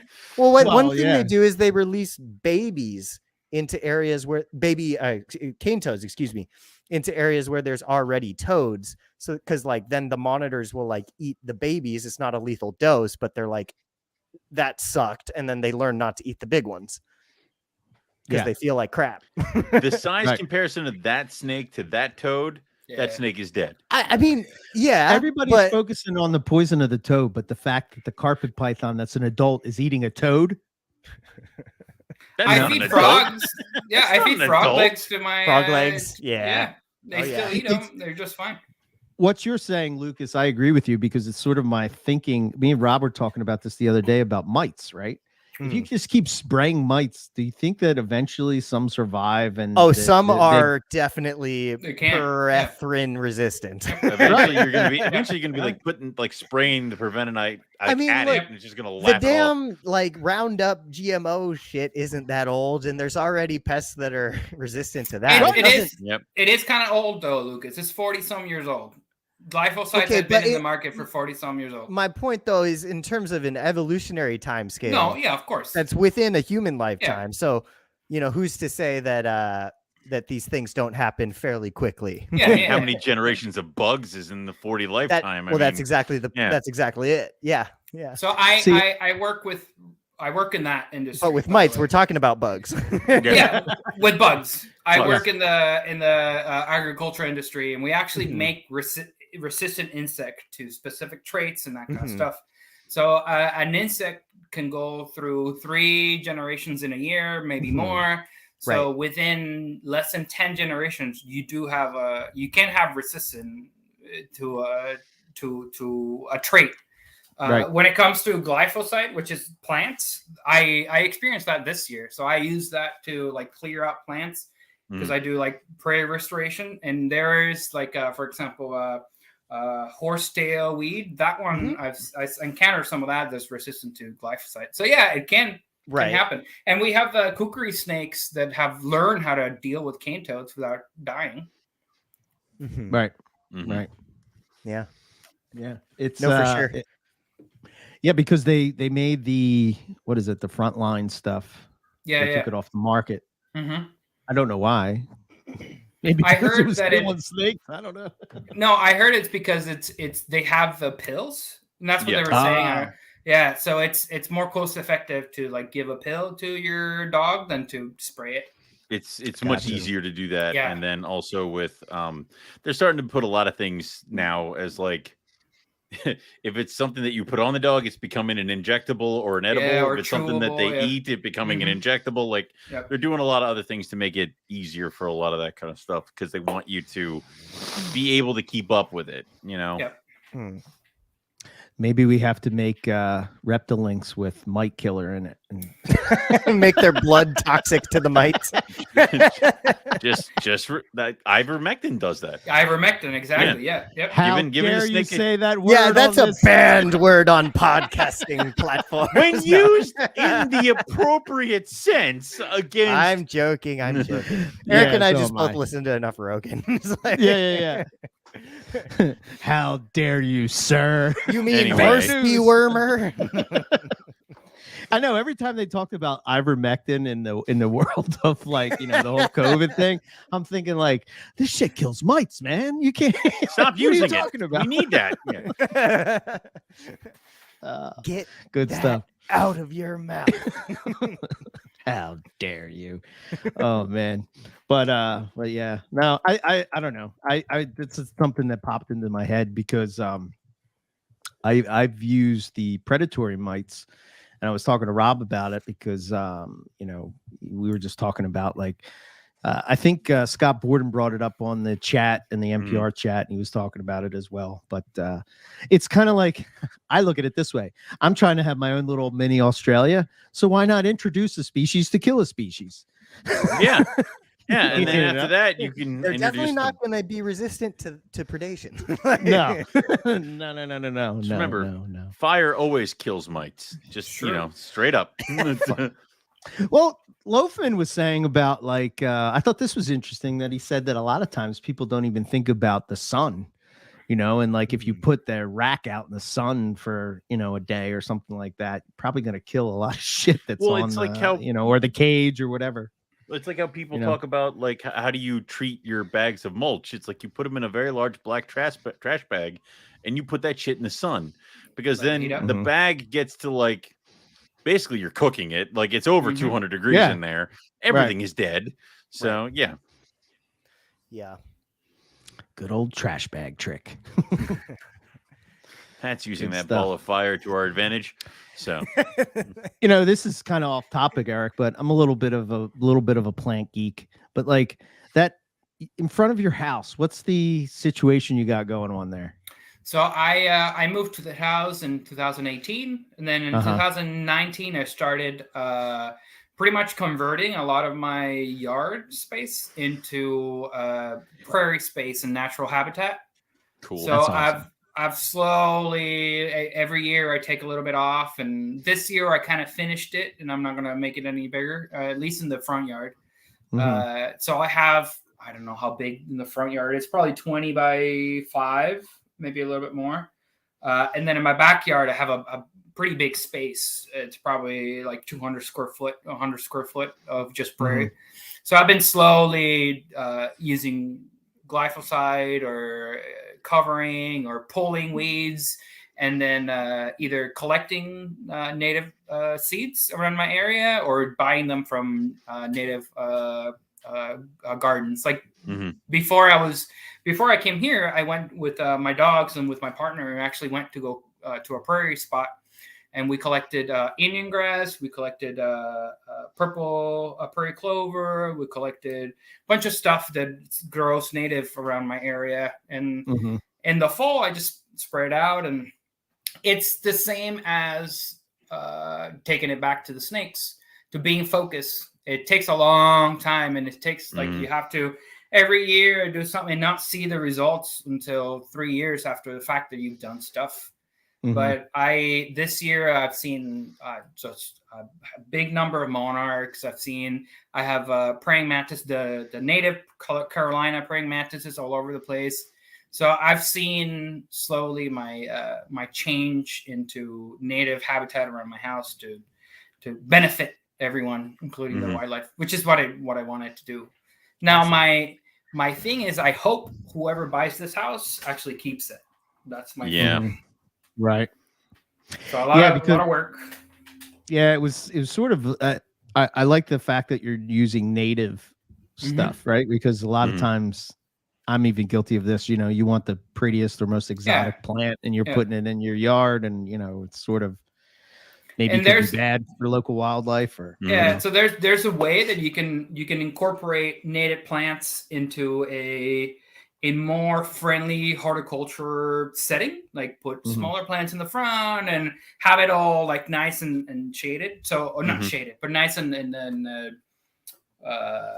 just looks nice, I guess. Right. But the way I wanted to do it was just it looks wild. Some people don't like it. Some people like it. The thing with non-native plants is that the insects that evolve to use the plants around the native habitats don't recognize that plant. Like we're planting things from Europe, we're planting things from Asia, and you're like, why don't I see bees on my plants? Well, the bees don't recognize that as food because they didn't evolve with it. So if you want to really help the pollinators and the monarchs and native bees, blah, blah, blah, the number one thing you can do is plant native plants around your area. Yeah. Cool. It's good to know.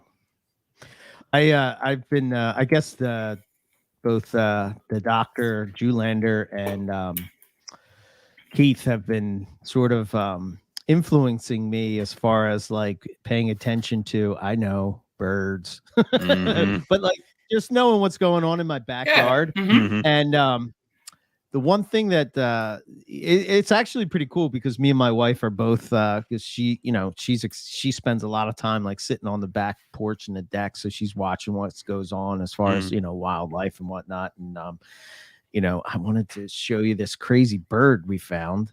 And we go, and I said, well, hold on. In my car I have like the birds of Pennsylvania, and but I've never seen this bird. And I was like, God damn, that's pretty cool looking. Like, you know what I mean? Just like all the day, all these birds are flying around, and I'm like, oh wow, I didn't even know that even existed. But it's kind of a shitty picture. Is that just a bluebird? It's not like a blue jay. It's just a blue bird. Bluebird. Yeah. Nice. I had to do studies with them in college. We had to go around and check the nest that we had in college. Yeah, because they're getting pushed out by sparrows. Yeah. So we had to set up bluebird boxes throughout all of campus, and I had to go around, and if I opened up one of the nest boxes and it was a sparrow nest, I was directed to destroy it. Like it was like smash the eggs, take out the nest. I'm like, okay. So yeah, that's when I almost bought an African egg eater, because I'm like, this sucks. If I could just put this in here. So yeah, right. Yeah, but I don't know. Just watching the native wildlife is always cool. And I got to get ready because Nipper's coming over here this 2023 to do some herping in PA. So shit. All right. Prepared. Well, I should back off of teasing him about things then. Yeah. Yes, he is coming. Yes. He posted that video of that viper he saw, and I'm like, that's a plastic snake. You staged that, and that was let's take a peek at that, right? Yeah.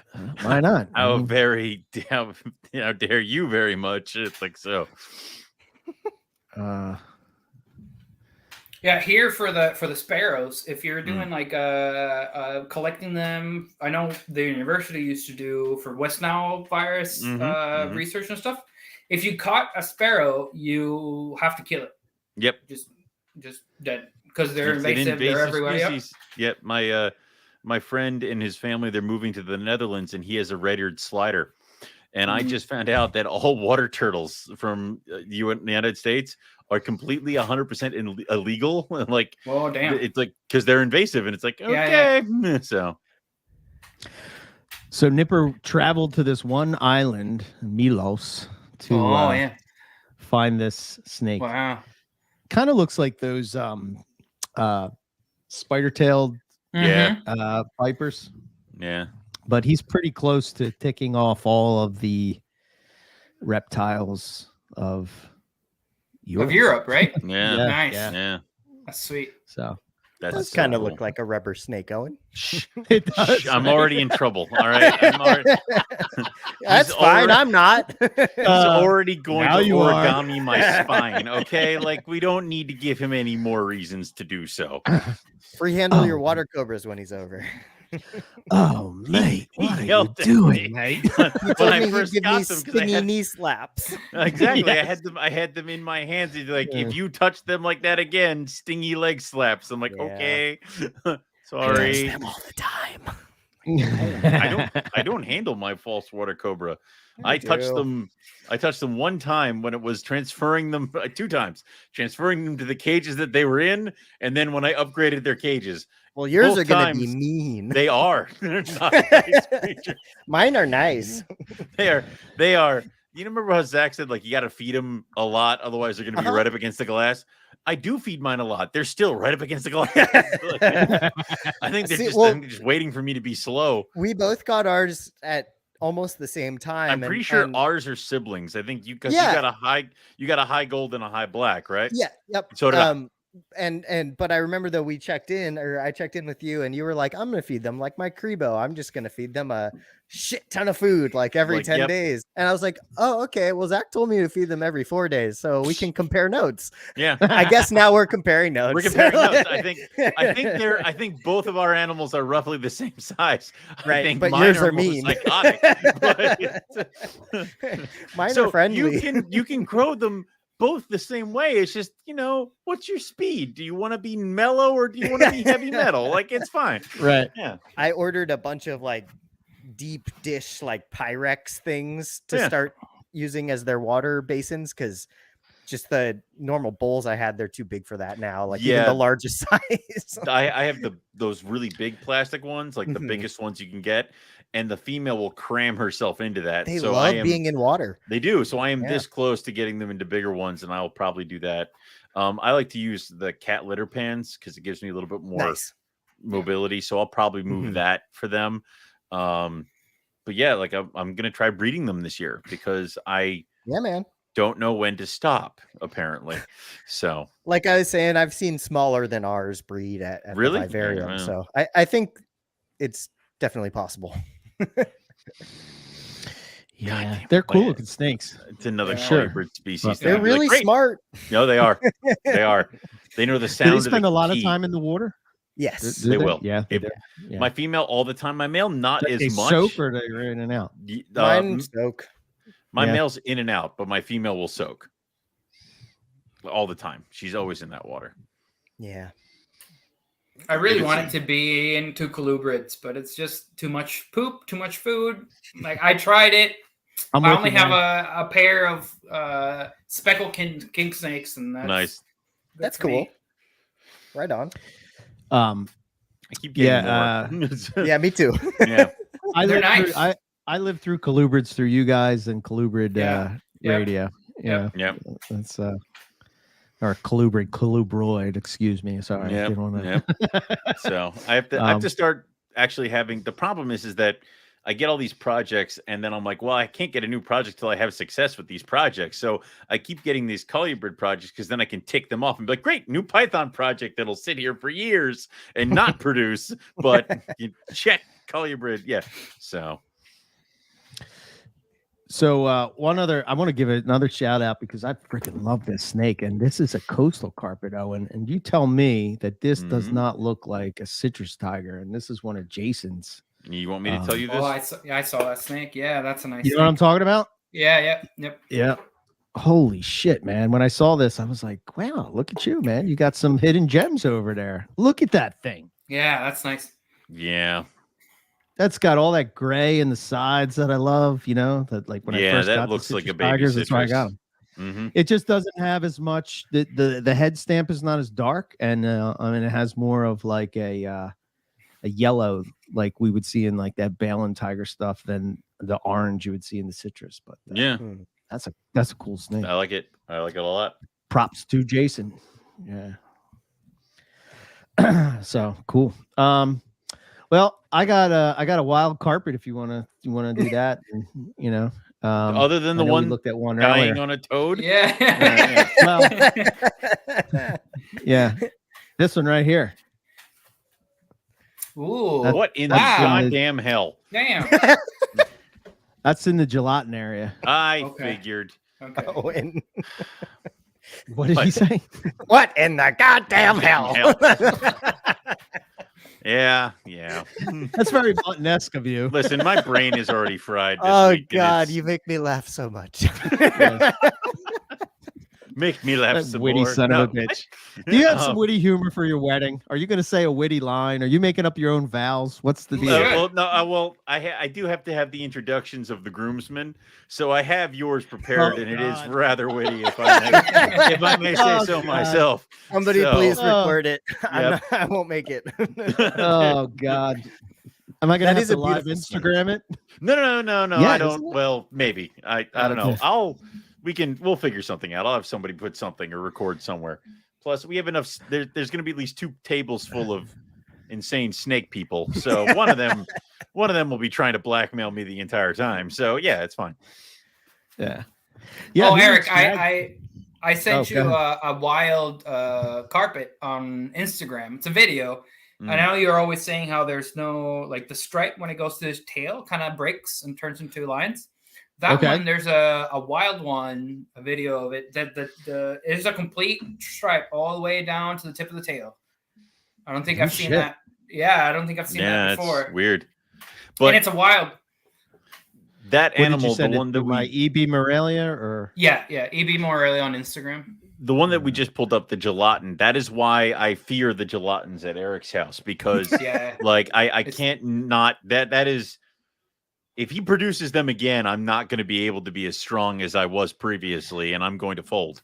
So I can see that. It's my constant struggle is to avoid coming home with animals when I go to Erick's. Does yours, Eric, have that green tinge of that one you just showed? His have the stripes though. In the saddles, it's more like this with the green tinge. Here's another wild one, but hold on. I'm trying to get to Instagram and it won't come up. You can't send it in Messenger, can you? It was on Instagram. I could try. Let me see. Like that green tinge. That's okay, gotcha. Wow, that's really nice too. Yeah. It's what is it? The one gelatin pair that went to Justin. I was just like, give me, and you're like, they're going to Justin. I'm like, listen, would you rather supply the doctor or me? Like it was. Which one do you love more? And he sent them to Justin. You don't want me to answer that. That happens. You want me to actually say it out loud, do you? Like, oh my gosh. I see. So yeah. Okay, I send it to the messenger. See if it came out. I actually I snuck away enough money to pay for my more complete carpet python. All this stuff's going for wedding stuff, and I'm like, throw that over. Get a little chunk. Just take this and throw that over there, and quick pay Justin. Like it was so. I get my book. Oh wow! Hold on. Let me get the window here. Get the thing open. Let me see if I can open up. We'll have to see how this goes. Nobody say anything. Just stare at him. Yeah. Nobody continue the conversation or anything. Just all just look at him forever. We're just stare. Yep. Okay. Fair enough. Constant. Here we go. All right. Let's open this up. Share it. Window. Why is it not coming up? So, Eric, is there other locality of coastals you consider, or is it just Brisbane at this point that you really want to kind of play with? Anything southern that has that southern look, I would consider. I know that for Azantic, they're all like what you call it? What is it? That other locality, forgot about it. See how that just goes, and even the tail. Look at that. Keep going. Keep going. Wow. Yes. Is that a super zebra? What? No, it's a super tiger. It looks kinky. Yeah. It has the tail missing. That little nub. Something probably took a shot. I was about to say its tail might have been a little bit longer. Like it's I would bet. I'm gonna bet. Where was this? Where did they find this? It's there. It's somewhere in the description. Yeah. Banora Point. Yeah. Banora Point. I wonder where that is. Where's Look Banora Point? I'm on it. Faster, Lucas. I knew it. I'm telling you, that's crossed with a diamond. What? It's like it's like the intergrade zone type of thing because it's in Wales. New South its head Wales is weird area? looking. No, but the diamond coastal that I have has that perfect stripe, more so than I've ever seen on any carpet python. I don't. Shit. Eric, are you saying that that's a filthy hybrid? He is. Oh, no. Yeah. I'm saying that's a beautiful snake. He's saying it's a filthy hybrid. Yeah. It's right under Gold Coast. Yes. Yeah. That would be the intergrade zone. Okay. Interesting. How about that? Yeah. And it's in the south, and it's a red coastal. I 100% believe that the red in the coastals is a south thing. Oh yeah, I agree with that. It's primarily a southern phenotype, I guess. So what do you think? What would you? I know we were talking about this, or you were in the chat when we were chatting about it on the show, and people were saying that reds aren't red. Yeah. What's your? I did not choose that name. Yep. I know. Yep. I honestly would have called them, I don't know, orange or like polygenetic hypos, but then you're getting into the hypo name. So it's just a name that historically has been there, and that's what it's been used. I'm with you. I agree. You know, haters gonna hate. They're not red like Brent Lai. I get it. Yeah. Yep. Especially when Nipper's showing me pictures of red venomous snakes, and it's like, well, yeah, it's okay, yeah, that's red. Man. Yeah, okay, fair enough, fair play. I get your point. Yeah. If I could go back and change the name to something that's more appropriate, I would. But at this point, if I feel like if I change the name, I don't want to be. You're gonna get a lot of hate. Yes, and I don't want to be that type person that's like, oh, I'm going to change it because it's. I'm trying to make it something new or flashy or have like a selling point. I don't want to do any of that stuff. So historically, that's what we call them, unless we go back to Red Hypo Jag or Red Hypo. God, no. There you go. Nice. So this is a diamond coastal that I have that's from Bumblebee Tuna. Yeah. I don't like it anymore. Yeah. But it's got a stripe down, the perfect stripe all the way down. That's awesome. That's beautiful. Yeah, but everybody's like, I remember Nick yelling at me. He's like, that's a diamond coastal. That's not what you find. And I was like, yeah, but it's a pretty snake. It's a junk snake. I was like, oh, man. Mr. Mutton, I like it. And then he smacks Eric across the face. Damn it. Like, no. How excited I am about this snake. No, how dare you. And drives away in his Corvette with the EB license plate. EB2. Yeah. Paid for by Eric. Yes, exactly. So here's a question about that now. If the northern coastals are different from the southern coastals, and we like caramel and Azantics, which have probably been mixed with northern blood, right, to make them pure or outcross them or whatever. Are they still true coastals? Like, is it like and this is just for us to discuss, right? It doesn't really matter. But where are we gonna have that line of, okay, this is this is this? I understand diamond and coastal, but just talking about just this, right? Yeah. Well, I know that a lot of times when the new morphin coastal would emerge, they would outcross it to a locality because they needed to prove it out. So I know that the original Jags were bred to Brisbane's. And I know that I want to say caramels were bred to either Brisbane's or Rockhampton. I forget. I know Azante was Rockhampton, right? I know Axanthic was Rockhampton, because they didn't want to get the red of Brisbane's involved, which is still there. Exactly. So it still freaking happened. So there's that whole thing. So I mean, looking back at it, saying that, I mean, you'd be splitting the hair. It's so because now we know that you've taken a southern species and bred it to a southern carpet coastal and bred it to a northern locality, just so you could make sure that you could prove out the morph. Is it a mix? Yes, it's a mix of a southern and northern coastal. It's still a coastal. It's lines that we've artificially made, I guess. Yeah, exactly. It's groups that we already made, violating other groups that we already made, and then we're going to remake wait them. Till you guys read the book. All right. The poster's right here. I could just review, but it's What? Wait a minute. Not that book. The new book. Yeah, I have the poster right here.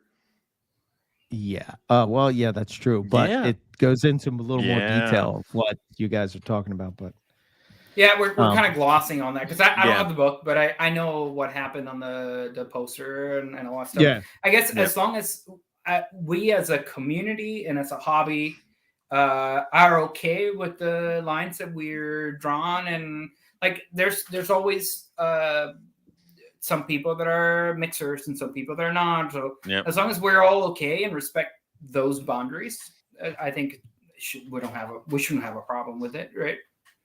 No. No. I think I don't know.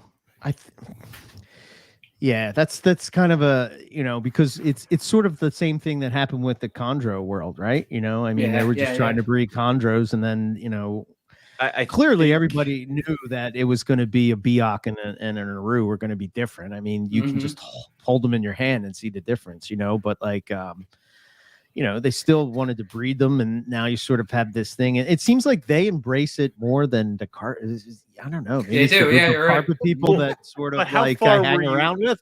Well, but how far were you into it? Like, no. no. You know, I think we're so far into the weeds to sit here and be like, and now Jaguar is not pure coastal. How are we going to split that out? Like, we're not going to be able to. So at this point, I think it's not going to change a lot unless, well, it would be different if people would be if we were able to bring fresh stuff in from Australia, because then you would be like, all right, well, all this stuff coming in is this. It's like how, we have the certain localities and you kind of don't want to go crazy with those because you want to make sure the locality stays pure in a certain branch. But because what we have is what we have, people ask, is it pure jungle? To the best of my knowledge, yeah. I think the jungle community has probably embraced it the most, and the diamond people are probably the worst. Mm-hmm. Yes. Yes. You know what I mean? Mm-hmm.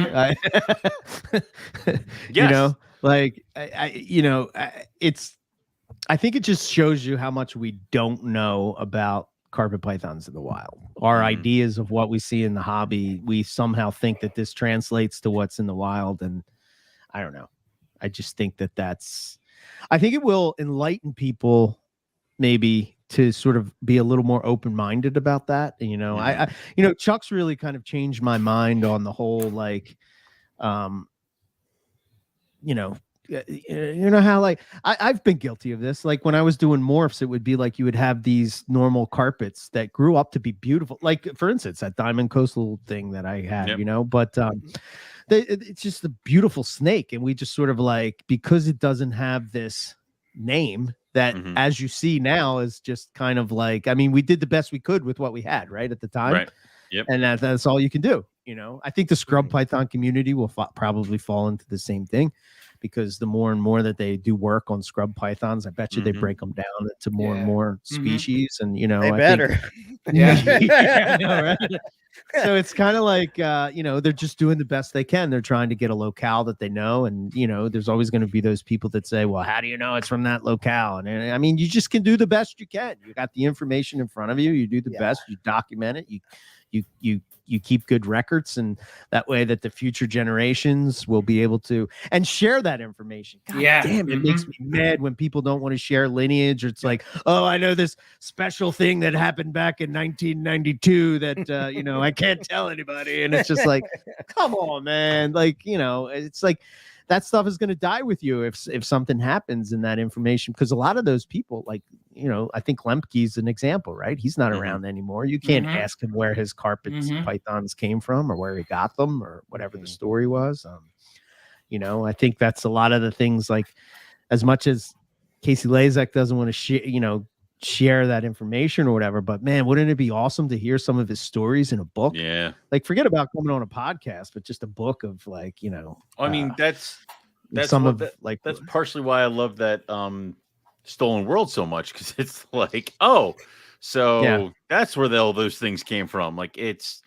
those kind of stories are something that's needed.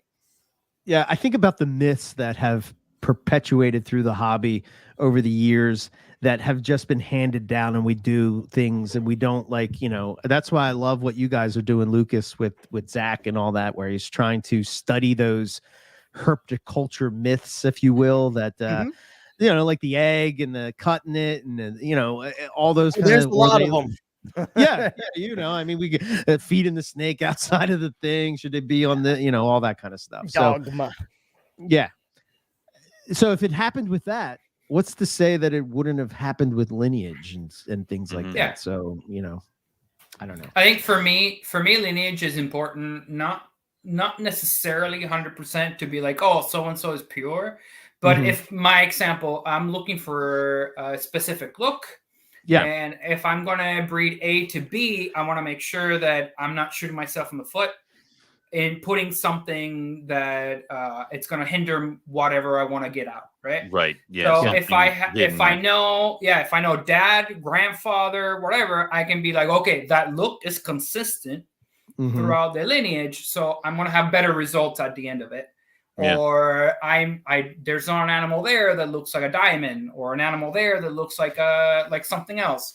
So it's more for my peace of mind that, okay, I am confident that this looks like I want, and this is going to benefit in the future, so on and so forth.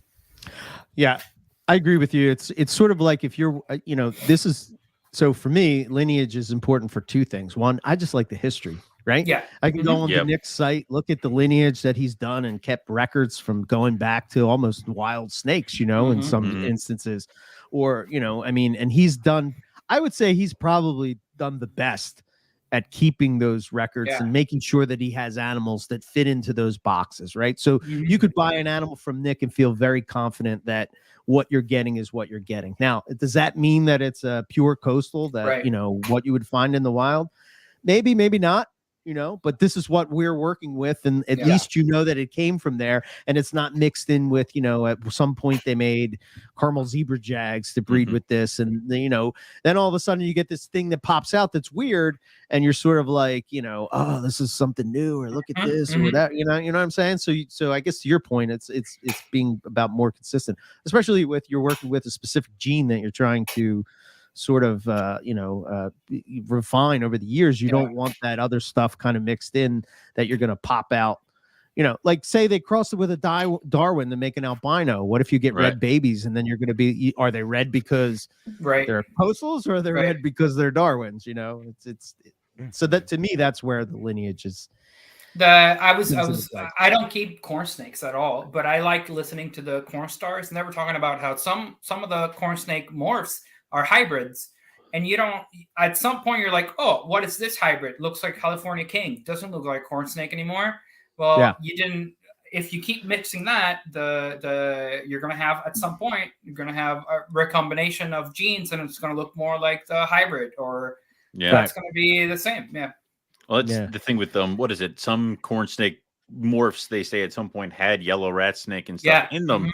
And it's at the point now where it's like, well, what morphs were those? I don't remember. And also, where do they go in other combinations? And because they've been bred to so many other corn snakes, what the hell does that mean? I think it was somebody told me that if the corn snake eggs aren't round, they're semi-elongated, that they have rat snake. I have never produced round corn snake eggs. Like, I have had nothing but you have 30 months. I'm like, my God, like, throw them all away, start over. Like, sweet Jesus. Like, so it's, I don't know. And wouldn't that be an example? Like, most people that are looking, well, I mean, corn snakes are probably that one snake that's a beginner pet snake type of thing.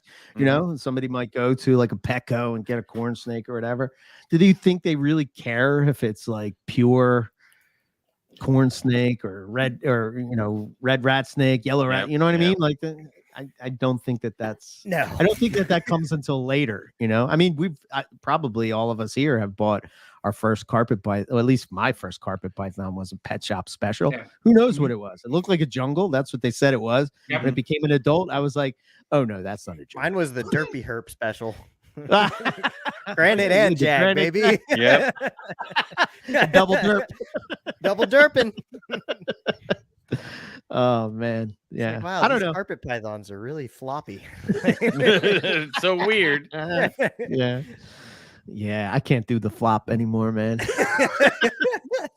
I was trying to put a jag away yesterday, and it kept like going around. I'm like, this is annoying. I see why Eric hates these things. So, I can't. So yeah. I don't know, but yeah, I don't know. That's kind of my thoughts. But.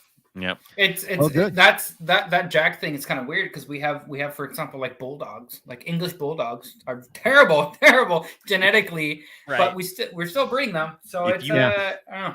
If you have to pay, people are crazy with their dogs. If you have to pay money so that your dog can breathe out of its nose, you have made so many mistakes. Like, even reproducing it, like they have to have C-sections and stuff. They can't do it on their own. It can't naturally dog. Like, I don't like. I am all for genetic mutations up until the point where the animal cannot function as the base animal. Yeah, like, where they're like, look, I've produced the first ever scaleless albino alligator. Great, that thing can't alligator at all. Like, it is can't go in the sun and it'll die. Like, it is. Take him out back. Shoot it. I'm not against jags. I'm not against people that keep jags. I have no issues with jags as far as like, people breeding them or whatever. But for me, I say this all the time, it's just not for me. I couldn't do it anymore, because when, to your point, right, I would go in and it just seemed like the more genes that you put on top of the jag, it's like the more wonky they become until you open up the the cage or the tub or whatever, and it's laying upside down, and you're like, oh, this is just a bridge too far, man. Sorry, I can't do this anymore. I have no idea I have no idea what this animal's head stamp looks like. It's always on the ground.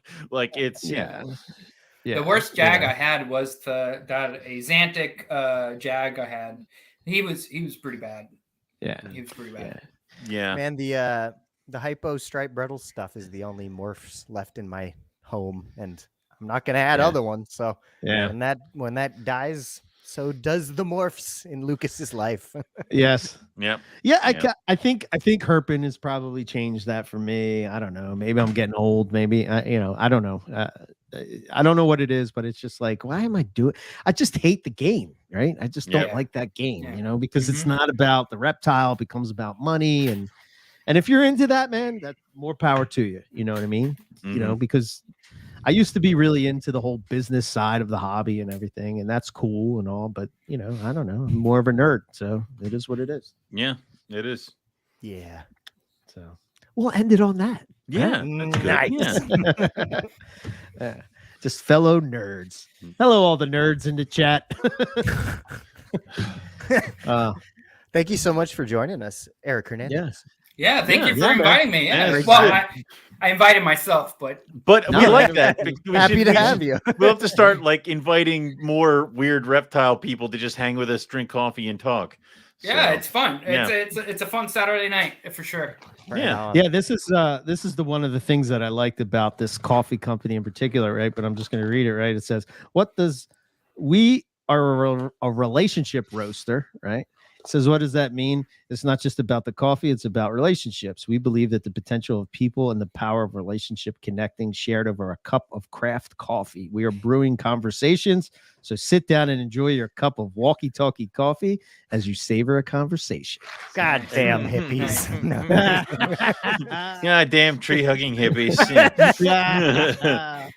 It's 2022. We don't have conversations anymore. Yeah, we don't have trees. All right. Anymore. My side. We send in fuck your side. Emoji. Yeah. I can't keep up with you youngsters. But is that what the kids are calling it these days? Yep. Yeah, I don't know. The good old days. So all right. Give your shout outs or whatever, and we'll get out of here. Yeah. Eric, you're the guest. Do whatever. All right. Well, you can find me at Bazooka Ectotherms. That's BASUCA Ectotherms. That's just bazooka in Spanish. I only have one snake left, so if you want it, send me a message. If not, he'll stay here until next year. That's fine. And then that's it. Thank you for inviting me and being here. I don't have a lot of snake friends outside of media, so this is actually pretty nice. Yeah. So I like it. Awesome, man. Anytime. Excellent. The Red Master. Yeah. Eric's like, I have one snake left. Here it is. Fight over it. It is He's a boy, by the way. There we go. So, right on. I have 2 Ackies still available. Baby Lake Chapala garter snakes, highlighter jungles, and the Brettles. www.centralianexotics.com. And that's it. Very good. Cool. Thanks. For us, you know where the things are. Go to the things. Go to the things. Do the things. And have MarinFeatherRadio.com. Yeah. All the podcasts on the network. Congratulations to your wedding too, Owen. Yeah. Thanks. I'll be happy. I'll be part of that. Yeah. Yeah. I'm happy with that. Yeah. As long as you make it. As long as I'm there. Yeah. Live updates from the field for Owen's wedding. 10 a.m. He's hammered. Like 11 a.m. Jim has embarrassed him in front of all of his friends. I mean, that is, first off, that is a constant. That all right. He called me twice this week with week-ending emergencies where I had to talk him off of a ledge. So yeah. Yeah. Very good. Very good. Go ahead, Owen. For me, you're the man of the hour. For me, it's rogue-reptiles.com. And probably not sending anything out this week. I'm going to be a little busy. So, but I will be posting stuff up probably later on, beginning of next week. White Lips are getting ready to roll. So those, I might throw a couple of them up for sale. Olive Python's getting ready to roll. I have all the baby Madagascar hognoses are ready to go. I have to just post them up. And then I might throw a couple of rhino rat snakes as fish feeders up just because I know people are constantly asking about rhinos. So that might be something else too. Keep your eye peeled on the website and on the Morph Market page. Also, if you are in the area, I am going to vend the October 15th Hamburg show. I'm taking Jason Balin's table. So I will be there, and you can come grab a bunch of stuff in person, talking the Mad Hogs, Pine Snakes, Jungles, Coastals, is so many things. Chinese king rats. Go there, and they'll be there for you.